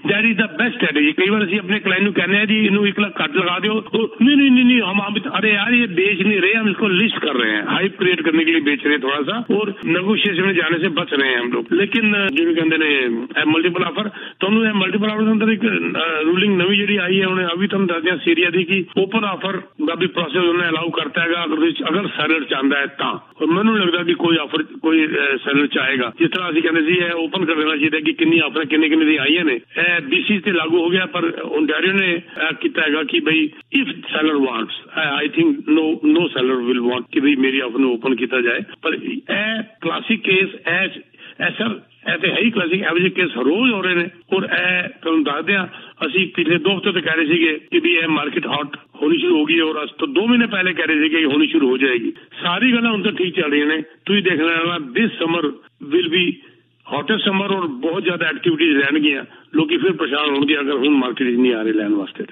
जी। और मैं इत्थे दसवां कि जिहड़ी मैं ਇਹ ਤੁਹਾਡੇ ਨਾਲ ਘਰ ਦੀ ਗੱਲ ਸਾਂਝੀ ਕਰ ਰਿਹਾ ਸੀ, ਇਹ ਘਰ ਅੱਜ ਦੇ ਤੁਸੀਂ ਗਲੋਬਲ ਮੇਲ ਪੜ੍ਹ ਲੈਣਾ, ਅੱਜ ਦਾ ਅਖਬਾਰ ਤੁਸੀਂ ਲੈ ਕੇ ਪੜ੍ਹ ਸਕਦੇ ਹੋ। ਜੇ ਤੁਸੀਂ ਘਰੇ ਲਵਾਇਆ ਤਾਂ ਠੀਕ ਹੈ, ਨਹੀਂ ਤਾਂ ਆਨਲਾਈਨ ਪੜ੍ਹ ਸਕਦੇ ਹੋ, ਜਾਂ ਬਾਹਰੋਂ ਗੈਸ ਸਟੇਸ਼ਨ ਤੋਂ ਲੈ ਕੇ ਵੀ ਪੜ੍ਹ ਸਕਦੇ ਹੋ। ਮੈਂ ਕੋਈ ਗਲੋਬਲ ਮੇਲ ਦੀ ਐਡਵਰਟਾਈਜ਼ਮੈਂਟ ਨਹੀਂ ਕਰ ਰਿਹਾ, ਮੈਂ ਸਿਰਫ ਦੱਸਣਾ ਰੈਫਰੈਂਸ ਸਾਡੇ ਲਈ ਬੜਾ ਇੰਪੋਰਟੈਂਟ ਹੈ। ਜੇ ਅਸੀਂ ਉਹ ਖਬਰ ਸ਼ੇਅਰ ਕਰੀਏ, ਕੱਲ ਨੂੰ ਕੋਈ ਪੁੱਛਦਾ ਜੀ ਐਸੀ ਹਵਾ 'ਚ ਤੁਸੀਂ ਤਾਂ ਨਹੀਂ ਦੱਸਦਾ। ਅੱਜ ਦੇ ਗਲੋਬਲ ਮੇਲ ਦੇ ਵਿੱਚ ਇਹ ਅੱਜ ਦੀ ਤਾਜ਼ਾ ਖਬਰ ਮੈਂ ਤੁਹਾਡੇ ਨਾਲ ਸ਼ੇਅਰ ਕਰ ਰਿਹਾ ਸੀਗਾ। ਔਰ ਇੱਥੇ ਵੀ ਦੱਸਵਾਂ ਕਿ ਉੱਥੇ ਰੀਅਲ ਸਟੇਟ ਏਜੰਟ ਨੂੰ ਪੁੱਛਿਆ ਗਿਆ ਕਿ ਘਰ ਲਿਸਟ ਹੋਇਆ 1188 ਦਾ, ਤੁਸੀਂ ਇਹਨਾਂ ਨੂੰ 1370 ਦਾ ਦਿਲਵਾਤਾ। ਇਸ ਲੋਕ ਤੇ ਘਰ ਉਹ ਕਹਿੰਦੇ ਜੀ 11 ਆਫਰ ਸੀਗੀਆਂ, ਮੈਂ ਕਲਾਇੰਟ ਨੂੰ ਕਹਿ ਰਿਹਾ ਸੀਗਾ ਕਿ 1.3 ਮਿਲੀਅਨ ਦਾ ਹੈ, 1188 ਦਾ ਲਿਸਟ ਹੋਇਆ, 1.3 ਮਿਲੀਅਨ ਦਾ ਮੈਂ ਹੀ ਕਹਿ ਰਿਹਾ ਸੀ। ਜਿਹੜਾ ਮੇਰਾ ਕਲਾਇੰਟ ਸੀ, ਕਲਾਇੰਟ ਕਹਿੰਦਾ ਜੀ 1.4 ਮਿਲੀਅਨ ਦਾ ਮਿਲਦਾ ਤਾਂ ਵੀ ਲੈ ਦਿਓ। ਉਹ ਤਾਂ 1.4 ਦੇਣ ਨੂੰ ਤਿਆਰ ਸੀਗਾ। ਇਹ ਤਾਂ 1370 ਦਾ ਮੈਂ ਦਿਲਵਾਤਾ। 1,82,000 ਉੱਪਰ ਪ੍ਰਾਈਸ, ਔਰ ਬਿਡਿੰਗ ਕਰਨੀ ਸਾਰੀ ਉਹਦੇ ਸਿਲਸਿਲੇ ਦੇ ਵਿੱਚ। ਐਨੀਵੇਜ਼ ਰੈਪ ਅਪ ਕਰਦੇ ਹਾਂ ਜੀ। ਪੰਕਜ ਜੀ, ਤੁਹਾਨੂੰ ਆਖਰੀ ਸਵਾਲ ਹੈਗਾ, ਔਰ ਉਸ ਤੋਂ ਬਾਅਦ ਕੋਈ ਇਨਵੈਸਟਮੈਂਟ ਲਈ ਕੋਈ ਵਧੀਆ ਓਪਰਚੁਨਿਟੀ ਇਸ ਵੇਲੇ ਕੀ ਕਰ ਸਕਦੇ ਹੋ ਪੰਕਜ ਜੀ, ਉਹ ਦੱਸੋ, ਔਰ ਫੋਨ ਨੰਬਰ ਵੀ ਦੱਸੋ ਜੀ ਪੰਕਜ ਜੀ। ਜੀ ਬਿਲਕੁਲ। ਬੇਸਿਕਲੀ ਦੇਖਿਆ ਜਾਵੇ ਤਾਂ ਮਾਰਕੀਟ ਇਸ ਵੇਲੇ ਜੋ ਪਈ ਹੈ, ਜਿਸ ਸਿਚੁਏਸ਼ਨ 'ਚ ਪਈ ਹੈ, ਬਹੁਤ ਸਾਰੀਆਂ ਚੀਜ਼ਾਂ ਨੇ। ਅਗਰ ਪਿਛਲੇ ਦਿਨੋਂ ਅਗਰ ਮਾਰਕੀਟ ਨੂੰ ਜੋ ਵੀ ਲੋਕ ਫੋਲੋ ਕਰਦੇ ਨੇ, ਇਹਦੇ 'ਚ ਧੀਰੇ ਧੀਰੇ ਸਟਰੈਂਥ ਆਉਣੀ ਸ਼ੁਰੂ ਹੋ ਗਈ है। चाहे मैं कहूँगा कि जनवरी तो स्ट्रेंथ आनी शुरू हो गई है, चाहे असी रिसेशन दी गल्लां कर रहे हैं या जो भी कर रहे हैं, बट बहुत सारे सैक्टर है ਜਿਹੜੇ ਹਲੇ ਵੀ ਉੱਠਦੇ ਪਏ ਨੇ, ਉਹਦੇ 'ਚ ਹਲੇ ਵੀ ਪੋਜ਼ਿਟਿਵਿਟੀ ਹੈ। ਉਹਦਾ ਸੇਲ ਹੁਣ ਜਿਵੇਂ ਅੱਜ ਲੂਲੂ ਲੈਮਨ ਦਾ ਦੇਖ ਲਓ ਸਰ ਤੁਸੀਂ, ਪ੍ਰੋਫਿਟ ਮਤਲਬ ਕਮਾਲ ਦਾ ਪ੍ਰੋਫਿਟ ਦਿਖਾਇਆ ਉਹਨਾਂ ਨੇ। ਚਾਹੇ ਇਨਫਲੇਸ਼ਨ ਵਧੀ ਹੋਈ ਹੈ, ਚਾਹੇ ਸਿਚੁਏਸ਼ਨ ਖਰਾਬ ਹੋਈ ਪਈ ਹੈ, ਲੇਕਿਨ ਲੋਕ ਖਰੀਦ ਰਹੇ ਨੇ ਜੀ, ਚੱਲ ਰਿਹਾ ਕੰਮ। ਸੋ ਅੱਜ ਦੀ ਡੇਟ 'ਚ ਵੀ ਅਗਰ ਤੁਸੀਂ ਕਮਾਉਣਾ ਚਾਹ ਰਹੇ ਹੋ, ਮਾਰਕੀਟ 'ਚ ਜਾ ਕੇ ਕਮਾਉਣਾ ਚਾਹ ਰਹੇ ਹੋ, ਤਾਂ ਬਹੁਤ ਅੱਛਾ ਟਾਈਮ ਚੱਲ ਰਿਹਾ ਹੈ। ਅਸੀਂ ਬੈਠ ਸਕਦੇ ਹਾਂ ਉਸ ਜਗ੍ਹਾ ਤੇ ਜਾ ਕੇ ਜਿਹੜੀਆਂ ਚੀਜ਼ਾਂ ਸਾਨੂੰ ਦਿਖਦੀਆਂ ਪਈਆਂ ਨੇ। 6 ਮਹੀਨੇ ਸਾਲ 'ਚ ਉਹਨੇ ਉੱਪਰ ਜਾਣਾ ਹੀ ਜਾਣਾ, 1.5 ਸਾਲ 'ਚ ਚਲੀ ਜਾਏਗੀ, ਲੇਕਿਨ ਸਾਨੂੰ ਇੰਨਾ ਦੇ ਜਾਏਗੀ ਕਿ ਉਹਨਾਂ ਅਸੀਂ ਬਾਹਰ ਕਮਾ ਹੀ ਨਹੀਂ ਸਕਦੇ ਹਾਂ ਕਿਤੇ ਹੋਰ ਬੈਠ ਕੇ। ਸਾਲ 1.5 ਸਾਲ 2 ਸਾਲ ਜੀ। ਸੋ ਅਗਰ ਕਿਸੇ ਤਰ੍ਹਾਂ ਦੀ ਵੀ ਇਨਵੈਸਟਮੈਂਟ ਚਾਹੀਦੀ ਹੈ ਤਾਂ ਟਾਈਮ ਹੈ ਘੁਸਣ ਦਾ, ਘੁਸਿਆ ਜਾ ਸਕਦਾ ਹੈ। ਤੁਸੀਂ ਮੈਨੂੰ ਕੰਟੈਕਟ ਕਰ ਸਕਦੇ ਹੋ। ਮੇਰਾ ਫੋਨ ਨੰਬਰ ਹੈ 6472851007।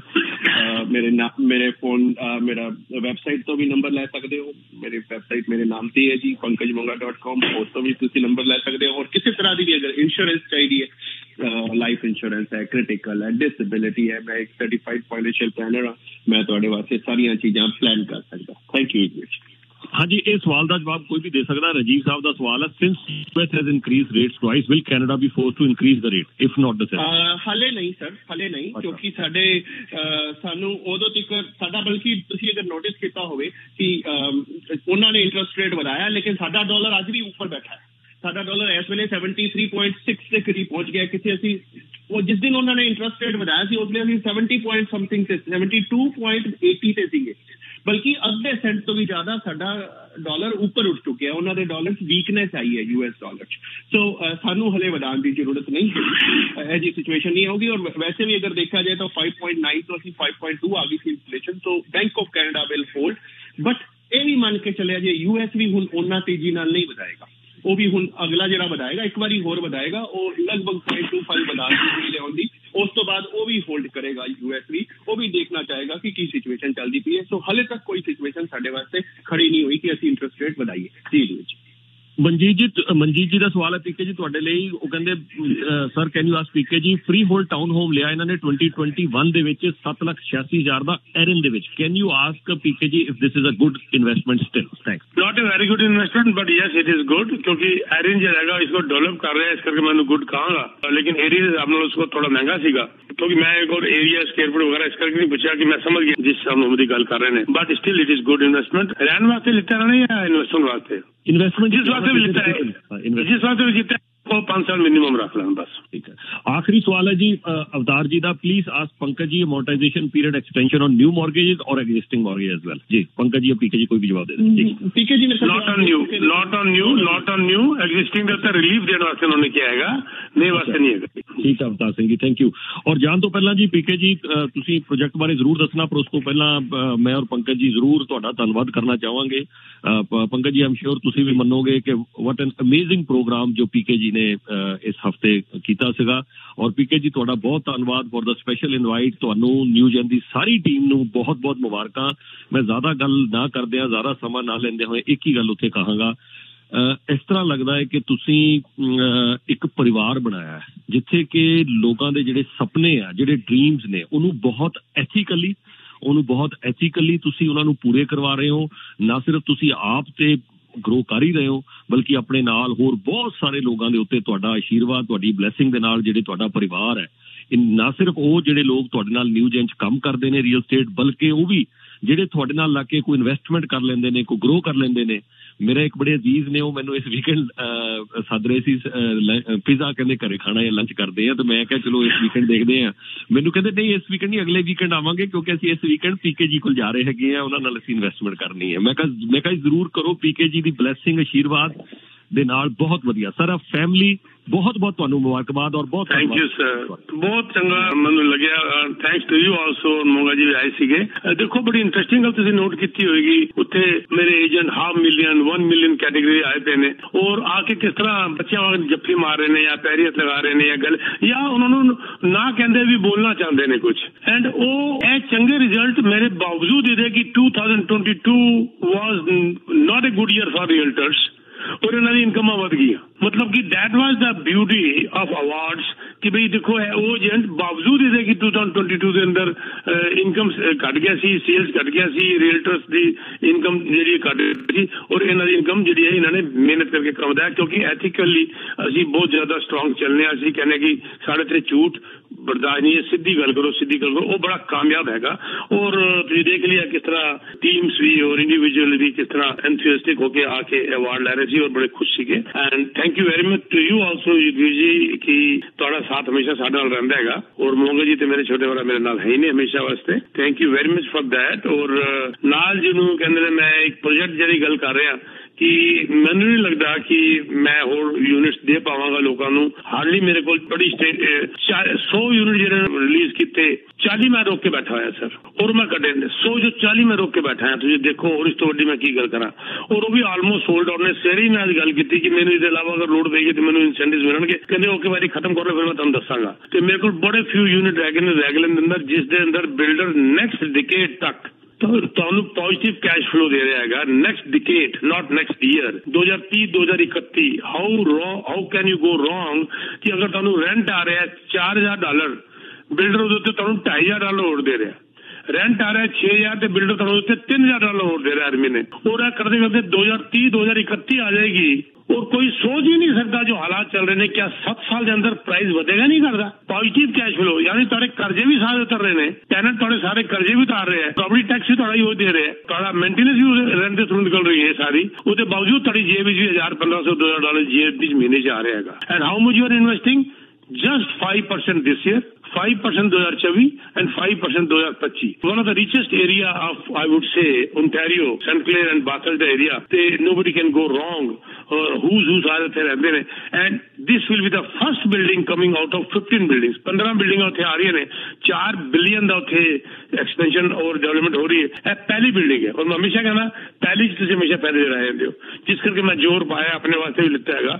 मैनू मैसेज दे दो, मैनू मिल लो still if you want, otherwise मैनू ऐ लगेगा यह वो फर्क हो जाएगा। जिस तरह बिल्डर ने लग गया कि भी सब कुछ बिक गया तो वो अगले रिलीज करने तो पहले वो सारे इंसेंटिव हटा लेगा। यानी कि अगर 100वां नंबर अगर लेता है युद्धवीर जी ने और 101 नंबर लेता है अगर मोंगा जी ने, तो मोंगा जी युद्धवीर को $1 लाख ज्यादा देंगे तो उसी वक्त युद्धवीर जी $1 लाख कमा लेंगे। It will be matter of 1 day difference. यह चीज सोचनी बहुत जरूरी है। सोच बाद में लेना, पहले बुक कर लो ताकि 10 दिन आपको मिलते हैं।